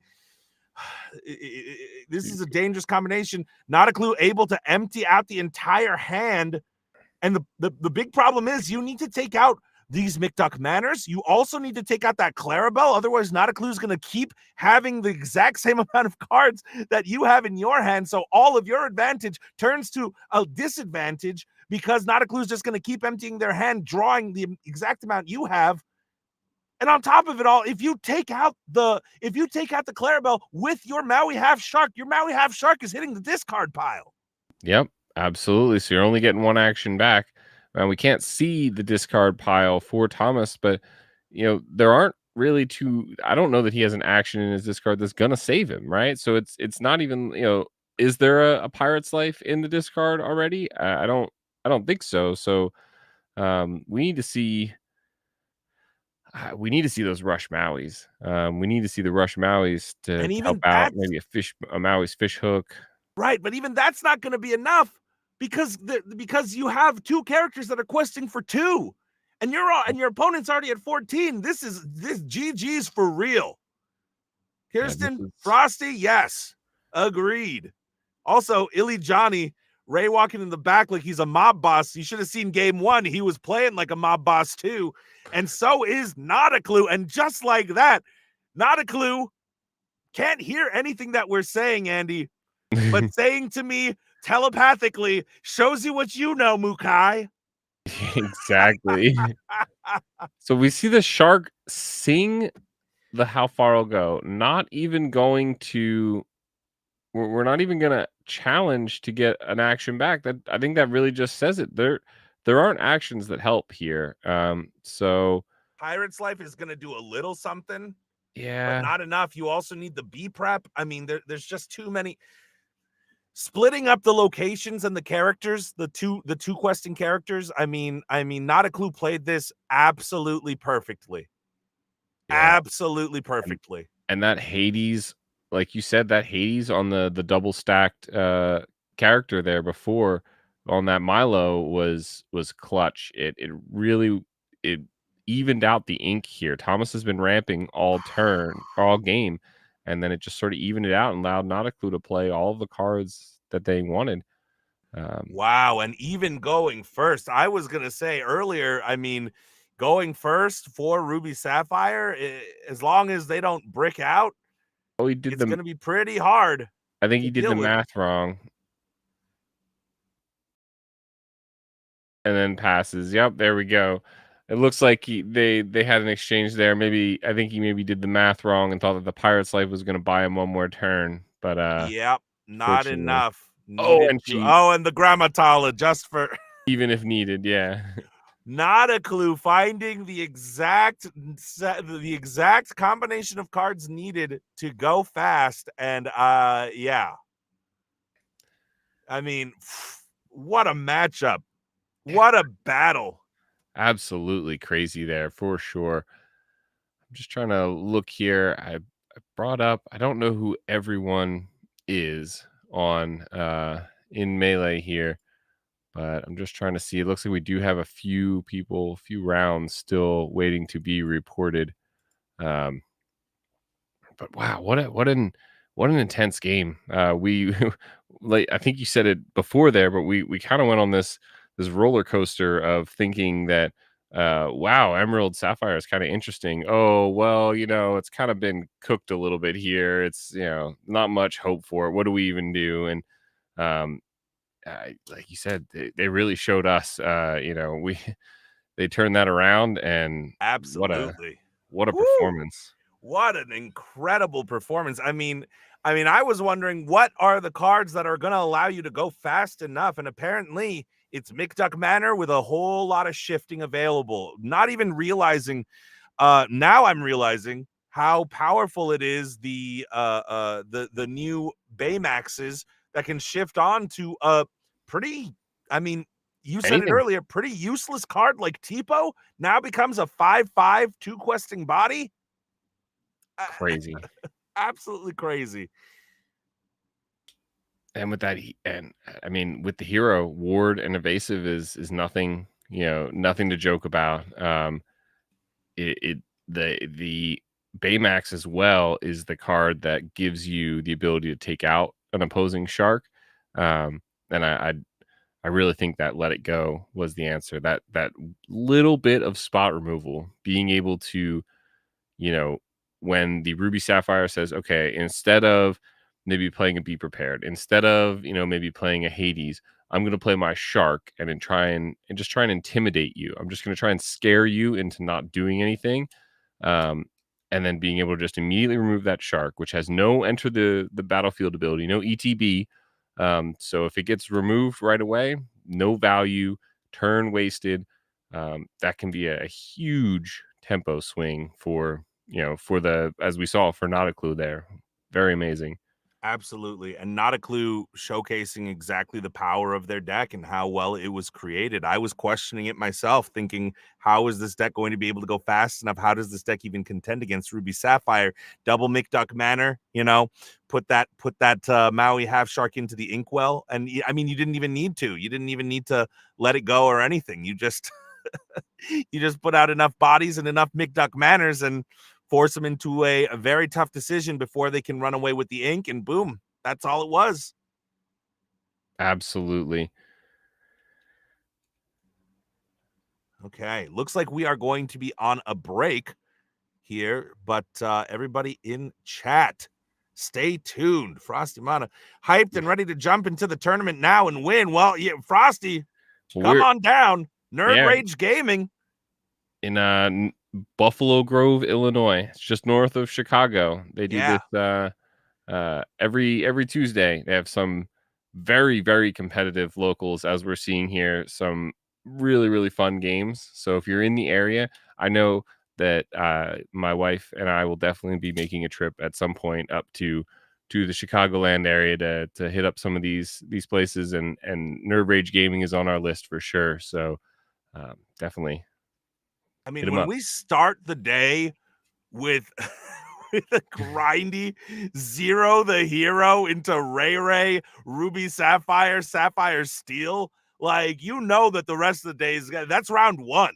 That's round one. We go into a game that's finishing one game that finishes Ruby Amethyst into Blurple, where we're drawing into the last possible card. I mean, what do you even do? This is somehow, Buffalo Grove, Illinois is somehow just the sweatiest shop I've ever seen. Let's go. Something in the water. Something in the water out there. Something in the water. Well, we got to take a break, right? Your water is great for bagels. The water out in Buffalo Grove is great for Lorcana players. Let's go ahead and take a break, Andy. Everybody, if you're watching and you want to continue watching some high-class play, stay tuned. I can't wait to see who's next.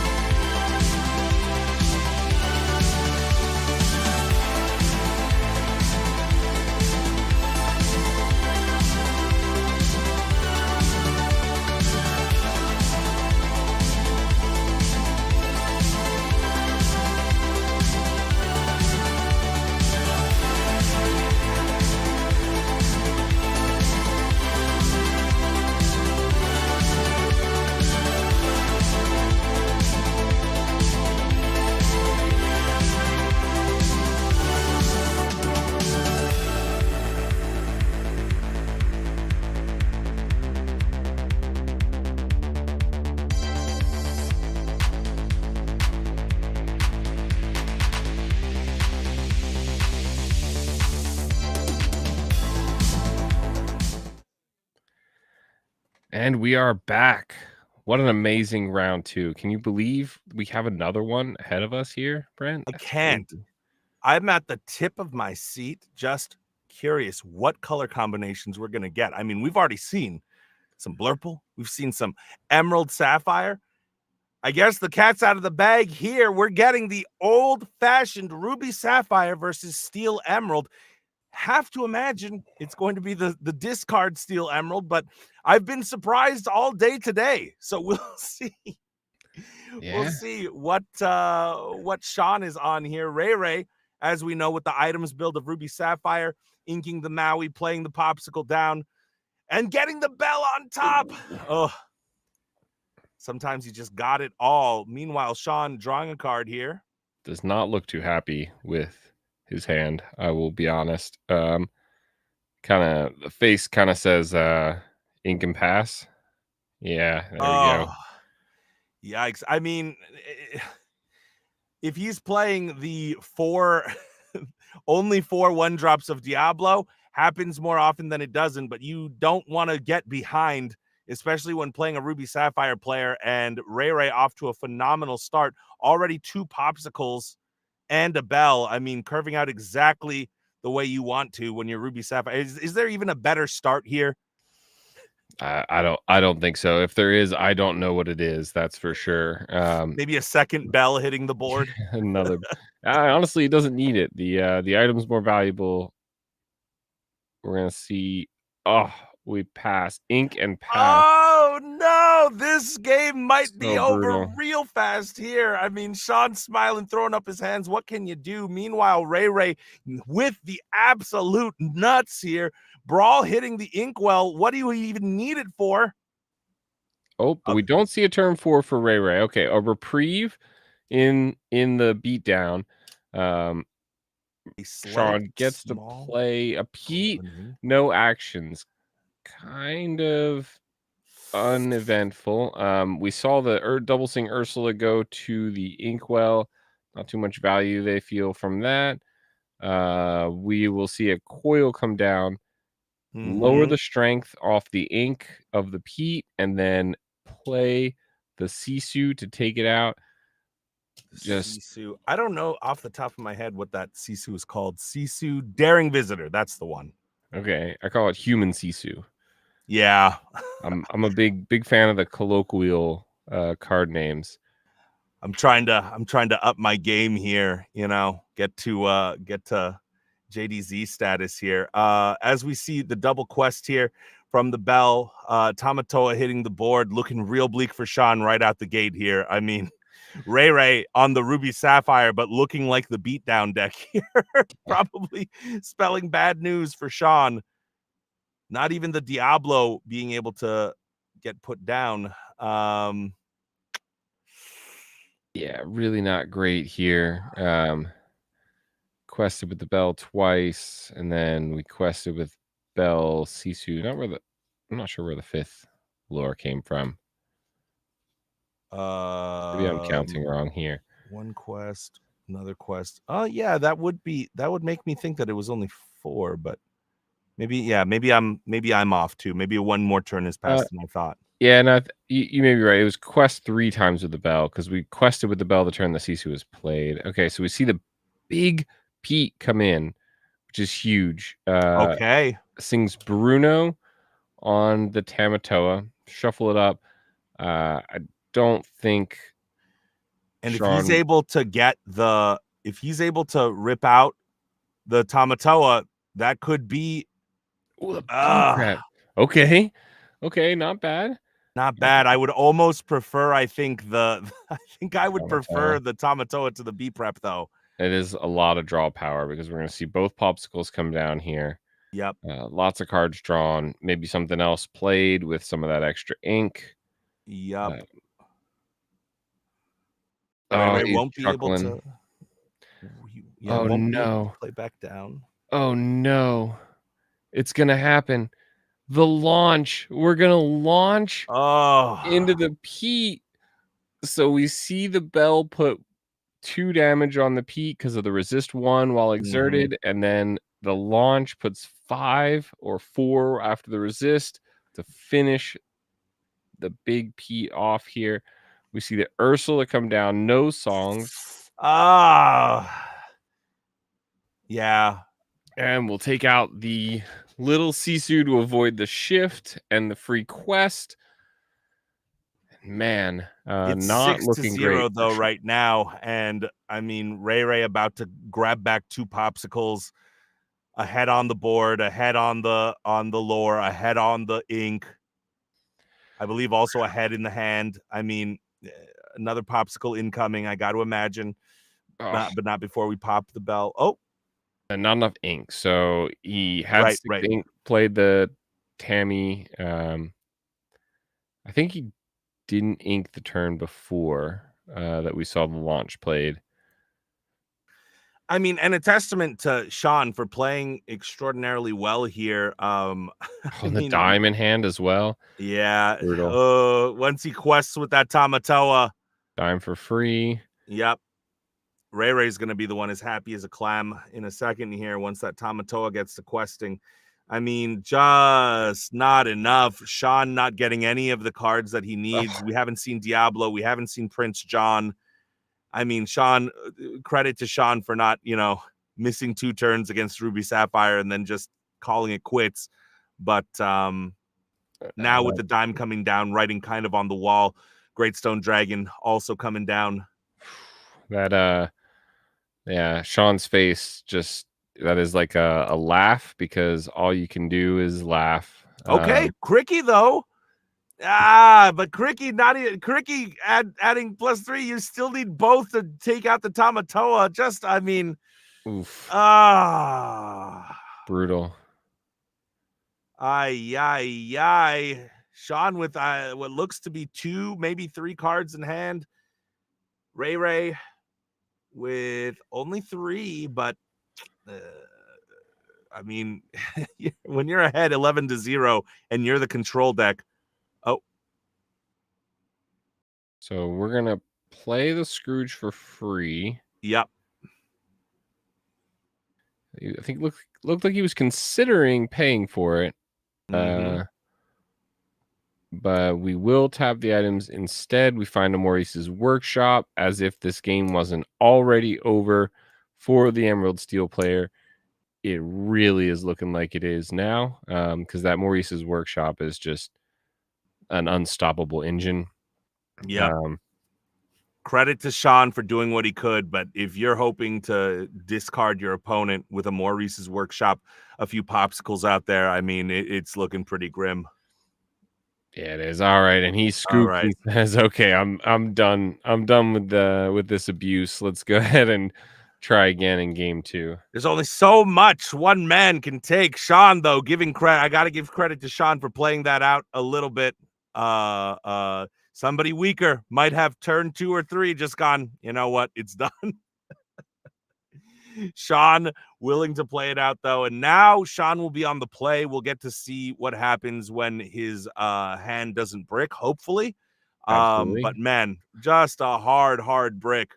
Frosty Mana here in the chat says he can bounce back next game. It ain't over till it's over. It ain't over till it's over. Never. Absolutely. Especially with the fighter spirit like Sean. Ray, though, in the classic, iconic blue hoodie, hood up on his game. So I wonder if the hood up or hood down means anything different to like to the world, because I know that there's like a weatherman in St. Louis that whenever they roll their sleeves up and do the forecast, it means that the weather's like really going to be bad.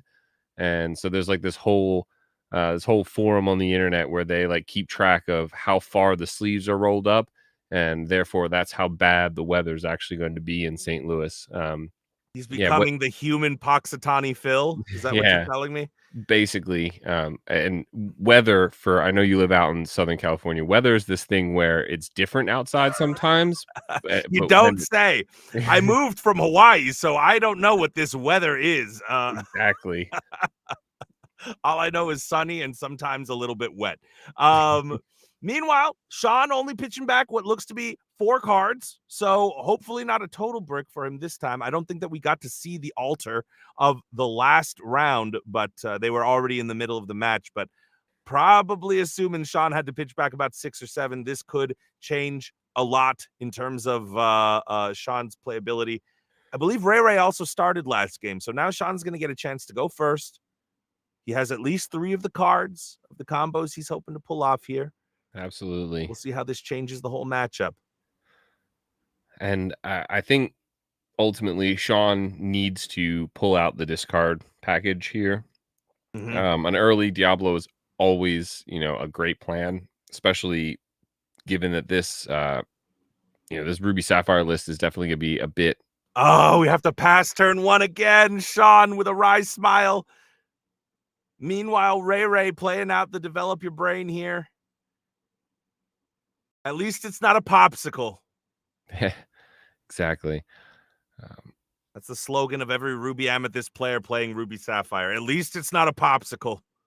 All right, Sean going to go ahead and ink the Ursula, and the Ursula Deceiver comes down. Will he find a song? No song. Just bad luck to miss. And Queen of Hearts, interesting. I don't think a Queen of Hearts came into play the last match that we saw Ray in, but now we're gonna be very interesting card. Yeah.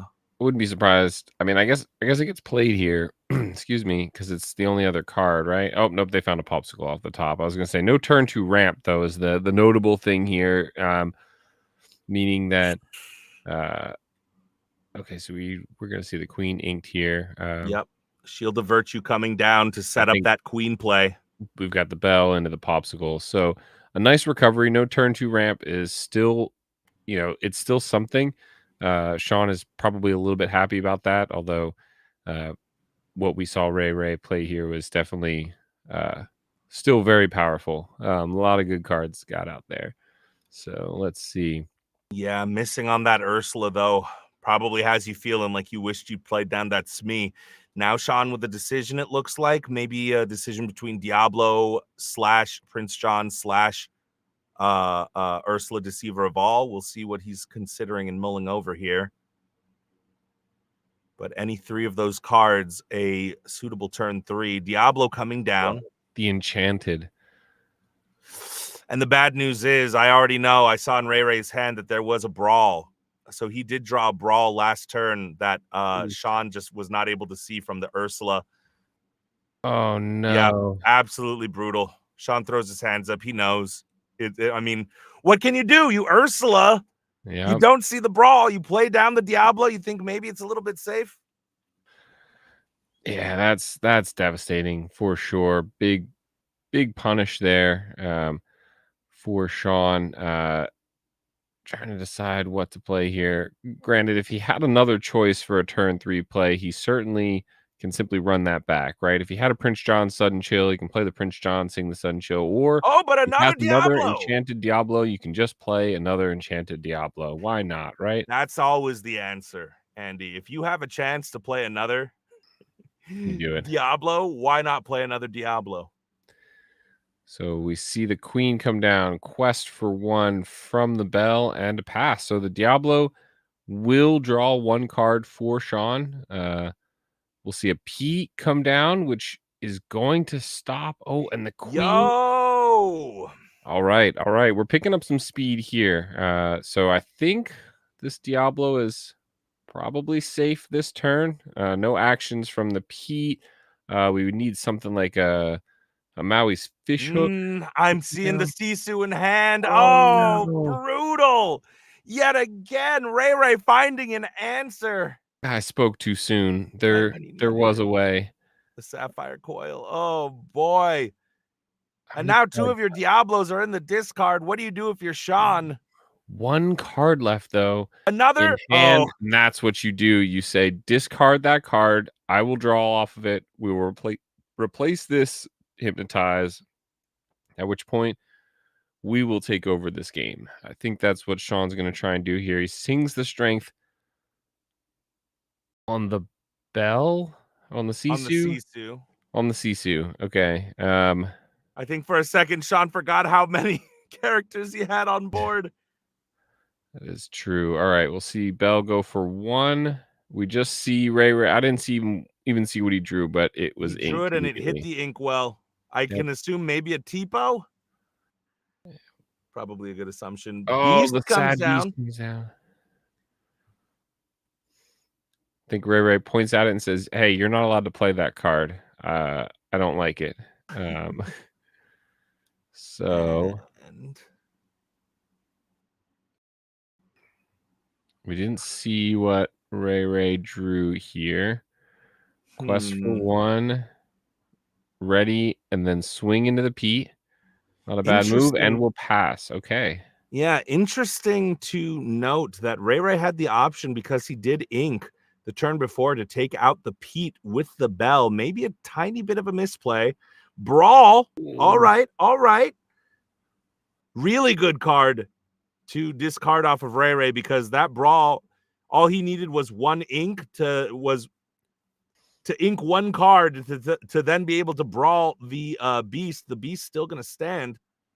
Yep. Kamatoa hitting the inkwell. Can't afford to keep something in hand. And Sean's doing exactly what you want to do.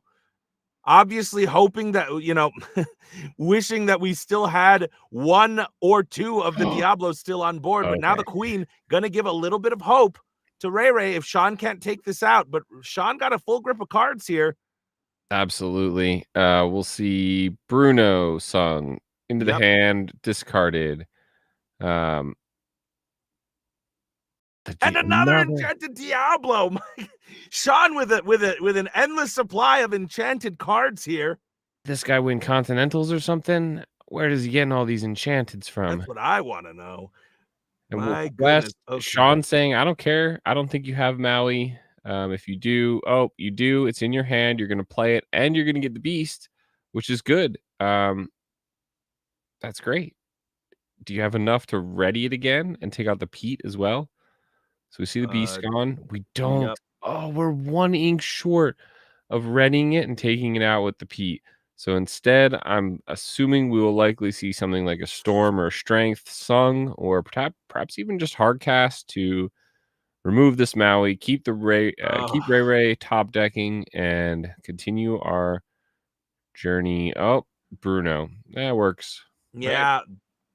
Not exactly what you want, but not the worst. Ray hoping for a be prepared, but the Pete comes down. So even if he draws it this turn, he'll have to wait another.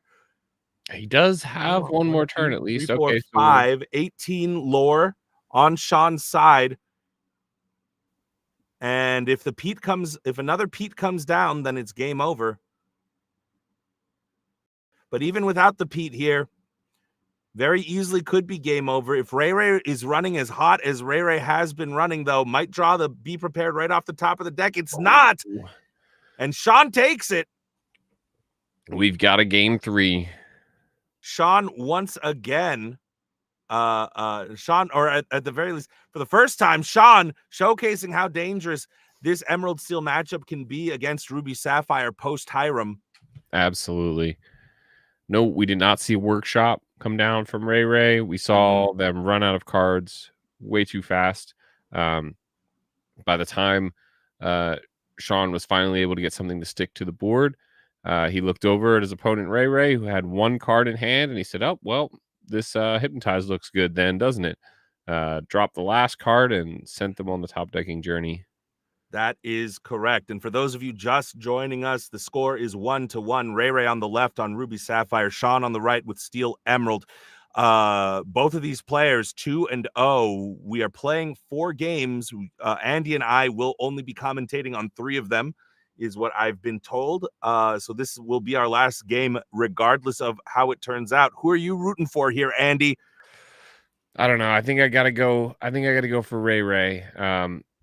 I'm pretty sure my popularity, my polling numbers would drop quite a bit if I rooted for the discard. No one likes discard. No one likes Prince John or Diablo. So I think I'm going to go with the people. I'm a man of the people. Man of the people. Hold on. I'm getting a call here. I see. I'm wait, the poll is in, and apparently for the last 3 sets it's actually Ruby Sapphire that people hate more. All right, so there's a lot of people that hate that deck too, but you know. Hold on, I'm getting another call in. Let's see here. Oh wait, it says that post Hiram ban, we're pretty even across the board here. So I guess Andy, I'll go for Sean here. Steel Emerald action against Ruby Sapphire, 2 of maybe the most cracked decks in the entirety of the format. As the players fist bump each other, let's go into this last decider game. Popsicle coming down with no bell. Sean shaking his head, a little bit of confidence here. Oh, the Incan Pass, 3 games in a row. Missed the 1 drop. Okay. Oh, see, that's the trick, right? He doesn't run the 1 drop Diablo just to throw you off your game. 0 1 drops in Sean's deck. No, obviously the one drop Diablo is in there, but Sean has missed it every single game of the last 3. Sean now looking like he has a bit of a decision here. Strength of a Raging Fire will hit the Inkwell as Mr. Shmee comes down. Smee is life. What a good card. I love that card. That's one of the cards I hope they don't rotate out come Fabled. I hope they reprint this one because such an awesome little card. It is absolutely brutal. Oh, the Maurice's Workshop. Smile on Sean's face as he's realizing that it's going to be real hard to get your opponent to discard all of his cards when he's on an item build with the Maurice Workshop. The Beast is hitting the Inkwell. Do we see a Diablo come down? Because the Workshop is their draw engine. We need to see a Diablo. There we go. Enchanted Diablo comes down. So at least for now, we have a draw engine being established for Sean as well. Let's see how long it lasts. We shall. I mean, 1 brawl is all Ray needs here without the Cove to protect it. Oh my goodness, the Sean launch. got with the psych out, Sean. Oh my goodness, the Sean launch. threw it back and said, oh, you don't have the brawl? And Ray says, no, I don't. I have the launch. For those of you who don't know what launch is, because I didn't before we started streaming today, it is what is it, 2 cost? I think it's 3 cost, inkable sapphire action that says, boy, I will know it after today. 3, banish chosen item of yours to deal 5 damage to chosen character. What a spicy card. And now the Prince John coming down. But again, it's going to be real hard to make Ray discard all of his cards with 2 Maurice's Workshops now. It's starting to get a little scary. But Lucifer comes down. 1 action or 2 cards. Both Sisu's, little and big, sent into the discard. It looks like he's opting to keep the items he has, knowing that they will command more cards. We see a Sudden Chill sung. Are we down to 2 cards? 1 of 2. The other Sisu Another goes. Sisu, and that's good news because that Prince John is going to be able to stick around maybe a little bit longer here. We'll see what Ray draws into. He needs an item, and he needs it bad. That looks like how far I'll... Oh, nope. Develop your brain. Now, is that... I think it's in hand, and he's putting it on the bottom there. Is that a Basil? Is that the 1-drop Basil? At this point, Ray can pull any card out if it's red or blue, and it's gonna be... Watch, this is gonna be a Basil. He's gonna play the Basil, use the Vitalosphere, and take out the Prince John. And take out the Prince John to give Rush. So we need to ink now. Oh, we inked the Basil. Never mind. Okay, never mind. I thought it was happening. Interesting. Yeah. How much does Vitalosphere cost? Vitalosphere only costs 1, doesn't it? So yeah, he would have had to not drawn off the second Workshop in order to have that happen. That's the 1 cost 2/1 support Basil. Interesting card. Wow, another Prince John.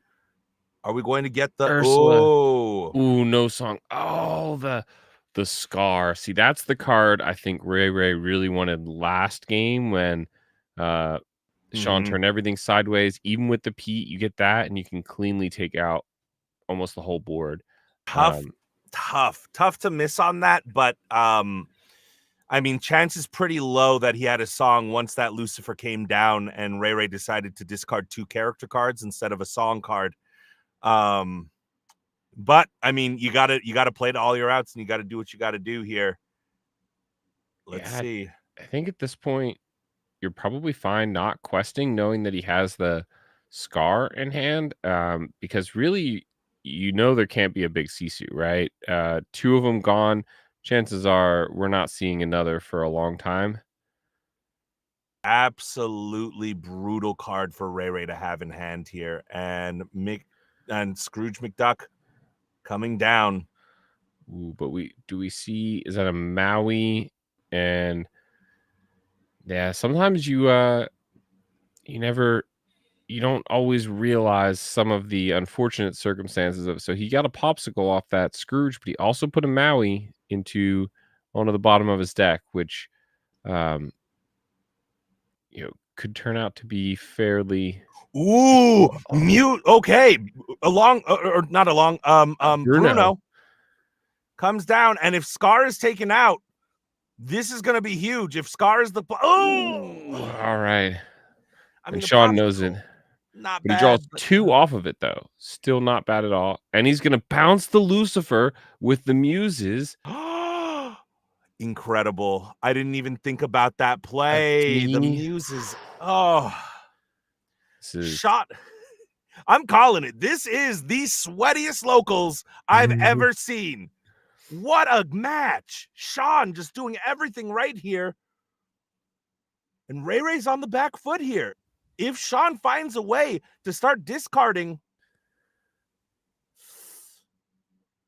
and Ray Ray does not find a song that he can discard neatly from that Lucifer, I mean, it might start to get a little bit dangerous.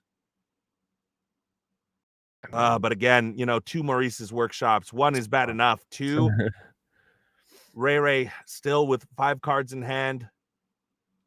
So Ray Ray can ink and now can play a popsicle and draw 2 off both workshops. Drawing 3 cards. Potentially. Yep. Choose to draw 3. Do we find the Be Prepared? Can't quite tell, but we're gonna play the bell. Oh, and I mean, Ray Ray just having Ray Ray almost. I mean, it's so hard knowing that there's a scar in hand. And he discards the scar. I think he found the B prep, though. Huh. But why not then discard the B prep and keep the scar in hand? Bibbidi bobbidi boom! Oh my goodness. Wow. That's insane. So he drew 4 off of that Prince John, by the way. The Lucifer dropped 2 cards, and double Prince John means he drew 4. Sean has a fistful of cards here. And he gets the strength, sings it, quests for 6. Don't forget the damage on the Smee. Oh boy. I mean, top deck a B prep, or I think it might be over, right? 1, 2, 3, 4, 5, 6. Now Ray Ray turning to the camera, 11. Shaking his head no. Probably regretting letting go of that scar. I don't know that he had a choice. Oh my gosh. 1, 2, 3, 4, 5, 6, 7, 8, 9. I think he just has win on board. I think this is just over. 1, 2, 3, 4, 5, 6, 7, 8, 9. You're right. There it is. Sean comes from behind. Wow, what a game. That Lucifer Lucifer with the Muses is straight broken. Yeah, he bounced the Lucifer back, played it, and then bibbitied the Lucifer to get another 2 discard off of it and just ripped his hand. That is that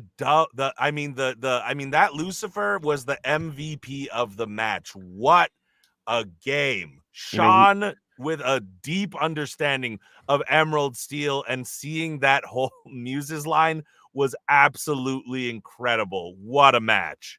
Yeah, nothing Ray Ray could do. I mean, just I think Totally he crazy. Oh, you said they couldn't hear you, Brent, but I think he could, and he just when you said, it was over, and he said, I'll show you." You said that he can't discard a hand when he's got all these workshops in play. How could that possibly happen? Sean said, yeah. I'll show you." Yeah. Maybe if I think about that last play, Ray getting the teensiest bit greedy in inking all of those things, thinking, oh well, I'm just gonna draw it back anyway with the Maurice's Yep. workshop, and I can set this up for later. But man, there was no later. That was what an incredible match. And are we really? Looks like a blurple mirror here. It looks like, I'm guessing, based on the Gaston on the left side from Aaron, that this is Yep. a more traditional blurple style list compared to on the right, Thomas, which we've seen before. Blurfar Yeah, or Blafar or Jaflurple? Jaflurple or Janir, Jafar, wherever you are, the cards will go on. You in chat, is it Jaflurple or is it Blafar? You decide. All right, let us know in the comments, Jaflurple or Blafar. 7-2 here. We don't know what game this is, but I'm assuming that it's probably, I mean, it's Blurple, but they don't have 20 cards in the Inkwell, so I'm gonna assume this is either game 2 or 3. Yeah, so if the scoreboard is accurate, we are on game 2, right? It looks like Thomas took game 1, but I don't quote me on that. If I'm wrong, don't at me, all right? Man, I'm still reeling from that last game. That Emerald Steel matchup was great, but I got to get my brain in here because Tomas is playing the lamp, getting an extra 2 lore off of that Jafar. We have the lamps. We have the lamps. Another card. All right, going up another one. Wow. Yep. This is where the Jaflurple Blafar deck really just kind of shadows the regular Blurple list. This insane reach. I mean, it doesn't run goats. I don't even think it runs foxes or snakes. No bounce package. It just the reach, all the reach it needs is from this Jafar being exerted and drawing cards, which, I mean, who doesn't like drawing cards, right? I mean, you shift that Jafar turn 5 and just start drawing cards, gaining a lore off of each one. I mean, I think we just watched 4 lore gained in that one in Yeah. that one turn. Jafar's done what Jafar needs to do, and now Tomas has a full grip of cards. And the question is, what can Aaron do? I do see a crab in hand there. So, yep, we got to give it to the Ooh, okay. genie. Trade. Okay. Smartly sequencing the Cogsworth first to give resist +1. And that Cogsworth is going to put in some work. Honestly, that Cogsworth is going to do a lot here because Absolutely. Tomas does not have any widespread removal in the Blurple deck. How do you handle that Cogsworth if you just leave him standing up? Yeah, I think the answer is you simply don't, right? There is one card which I actually tried testing a little bit in Blurple, falling down the rabbit hole. Uh-huh. It is a B King, but for the Inkwell. So it says but it's actually each player. So it says each player puts a character of their choice into their Inkwell face down and exerted.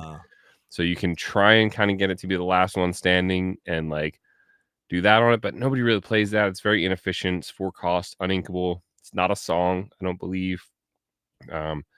So really, you're absolutely right. There's just not going to be an answer. Can't target it. Can't turn it sideways. Won't ever be able to Hades or let it go it. And we said it before, Blurple's biggest weakness, I think, is a wide board.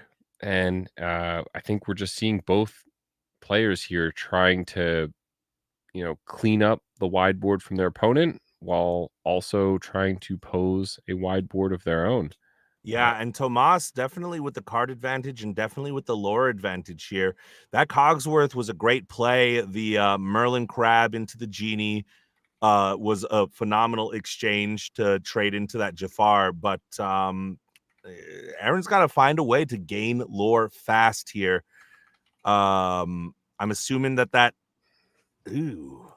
Yeah, this is a little bit awkward. Do you put the genie into because you usually want to put the Tamatoa in there? Yeah. But now leaving the Tamatoa up a little bit dangerous too, because if Tomas is playing the lucky dime, that will that's sort of inevitability. Aaron, though, to your point and to what you just said, establishing a wide board, which is Yep. going to allow him to outpace Tomas here, unless Tomas can find some answers. And we're on a 2-turn clock actually here with Aaron. That Gaston is being ignored, not necessarily on purpose, but because it's somewhat difficult to remove. But that is questing for 3 every single turn. So Mhm. next turn we can quest for 3, 4, 5, 6, 7 to go to 16. Granted, we won't want to turn that Cogsworth sideways, so we'll see. 5 come down, go to 14, but that will threaten, lethal the following turn. So we need to see. Tomas knows that he needs to try and threaten lethal right now, and force Aaron to clean up. Yeah, and Tomas smartly deciding here to play down a Jafar, which is not only a a threat for the shift line, but also a 2-quester here. Yeah. I've actually seen, and it's a smart move. Pro Jaflurple players will tell you this. You can quest with the small Jafar and then shift the big one on top of it. So now it's already exerted. Plus, you got the extra lore from the small Jafar having 2 lore pips on it. So, Smart sequencing. pro Always move about there. sequencing at the top levels here. Absolutely. Tomas with some very difficult. So the Hades comes down on the Gaston, and I Yep. think that's it. Yep. Not enough removal. He has 1 Hades to get rid of 1 thing, but just can't do it. And just when it looked like Aaron was starting to equalize a little bit, Tomas says, "Nope, I'm going to race you straight to the finish. I'll put out enough bodies." And Tomas, understanding the weaknesses of Blurple just as well as any other Blurple player, establish a Absolutely. wide board and do exactly what you said. You called it. And as you pointed out, I mean, we saw what 4 or 5 lore gain from that Jafar there. That huge boost in the mid game, the late game, whenever that can come down, and you can just spend that absorbent amount of ink that you have to draw a bunch of cards. And because you're drawing cards and gaining lore, which are arguably the 2 best things you can be doing in Lorcana, you're really not. There's really no downside to it whatsoever. Who doesn't Yeah. want more cards and more lore? Yeah, exactly. Literally probably the 2 most important resources.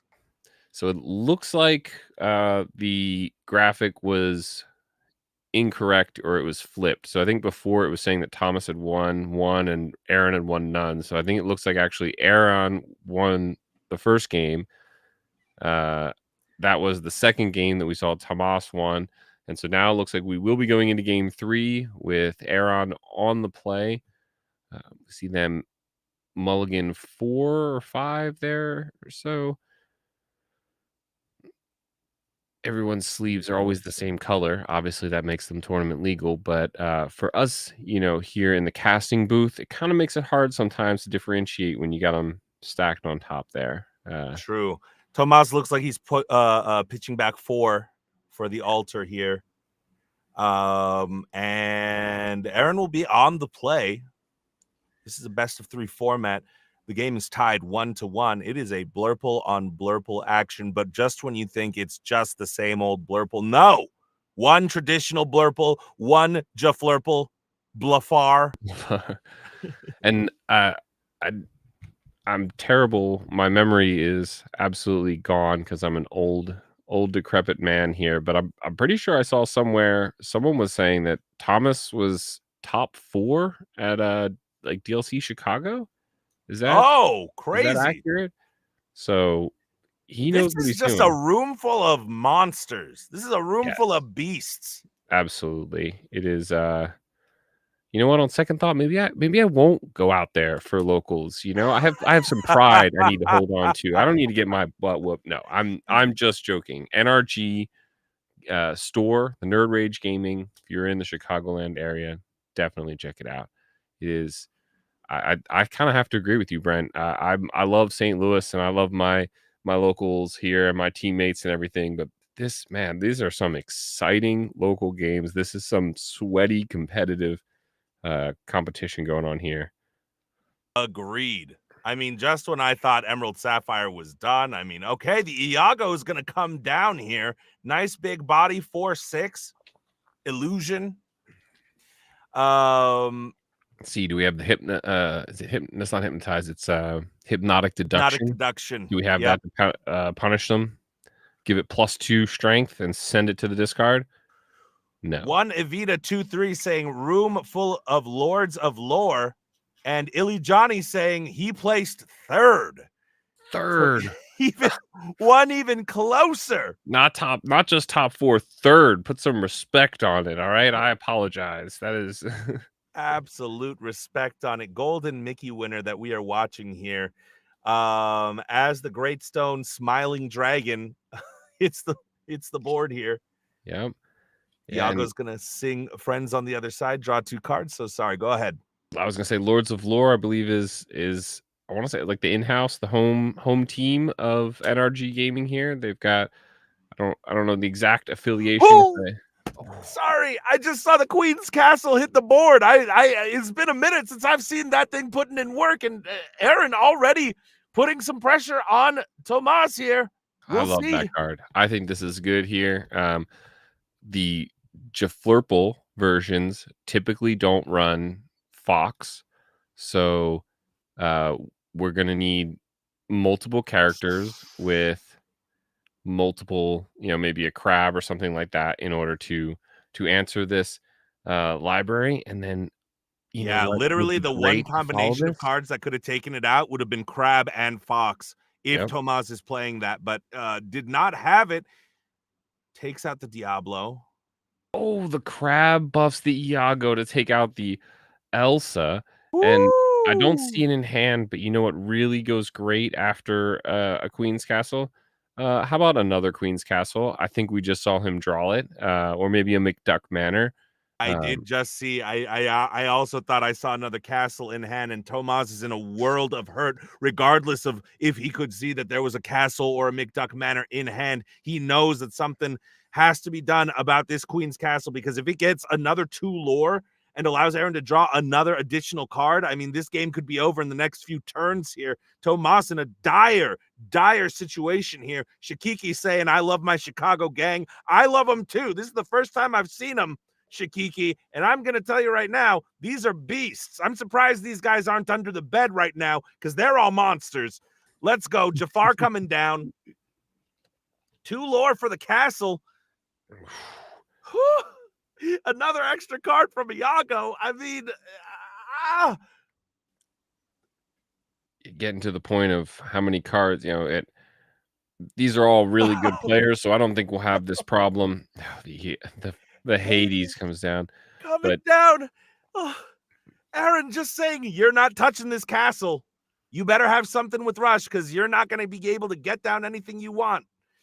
And who do we even use it on? I mean, you want to probably put it on the Hades, but if you take out the Iago, it's the only one on the Queen's Castle, so you kind of have the option to take away 1 card drawn, and that's maybe what Tomas is thinking about. Iago. Okay, so he does use Iago. I think we do see another Hades in hand for Tomas, so he knows that that'll be fine. However, we have bounce. Aaron, I believe, does have the typical bounce package. Oh, and just has another Hades is just gonna say, yo, dude, the game is I called maybe 2 games today that I was incorrect about. This looks pretty over to me. You're gonna try it again. Here we go. All right. I mean, I'm with you, and I'm with you on this one. I'll put my money on this hand here for sure. But hey, at the same time, if Tomas somehow pulls this off, That will be absolutely He insane. deserves another golden Mickey. They got to hand this Yeah. man another golden Mickey if he pulls this win off. I know, The right? double Hades, absolutely brutal, and they go ahead and fist bump Oh, Shakiki. I didn't know Hamza was from Chicago too. Chicago and Atlanta, man. What's in the water? that's Y'all just got crazy. the craziest players coming out of there. I met Hamza at Yeah. the Vegas DLC. Cool dude. Um, asked him some questions about his crazy 72 card deck. I mean, what Yeah, a I have a crazy Hamza story. We were in Seattle and met him, and my co-host Vince met him. yeah. And we same thing, asked him questions about the 72 card lists and all that stuff. Um, and the next day, my co-host Vince shows up to the tournament. He was up all night making changes to his list, Mhm. and he added 12 cards to his 60 card Ruby Sapphire to make a 72 card list. He insists he wasn't inspired by or convinced to do it by Hamza, and then lost all of the games. So sometimes you got to know what you're doing, right? Absolutely. Shout out Hamza. Thanks for letting us talk to you, brother. It looks like this is the end of the road for us. We aren't going to be watching the fourth round, but I do want to say thank you so much to everybody who's watching. Please check out Nerd Rage Gaming if you are in the Illinois area. My name is Brent Mukai. You can follow me across all social medias at Brent Mukai. It's right there on the screen for you if you want to give a follow. Andy, tell the people where they can find you, brother. I am at Rules of Villainy on all platforms, mostly on YouTube. We do a podcast weekly. Come check us out. We've got other content, live streams, meta reports, all the fun stuff. And a huge shout out to Nerd Rage Gaming and the NRG store here for inviting us, for having us. Shout out to Aladdin's Castle for help setting all of this stuff up. Um, some of the greatest games I've seen in a very, very long time. I am so happy to have been here. This was great. Man, if this is locals, I don't even want to know what this set champs looks like. thanks, Exactly.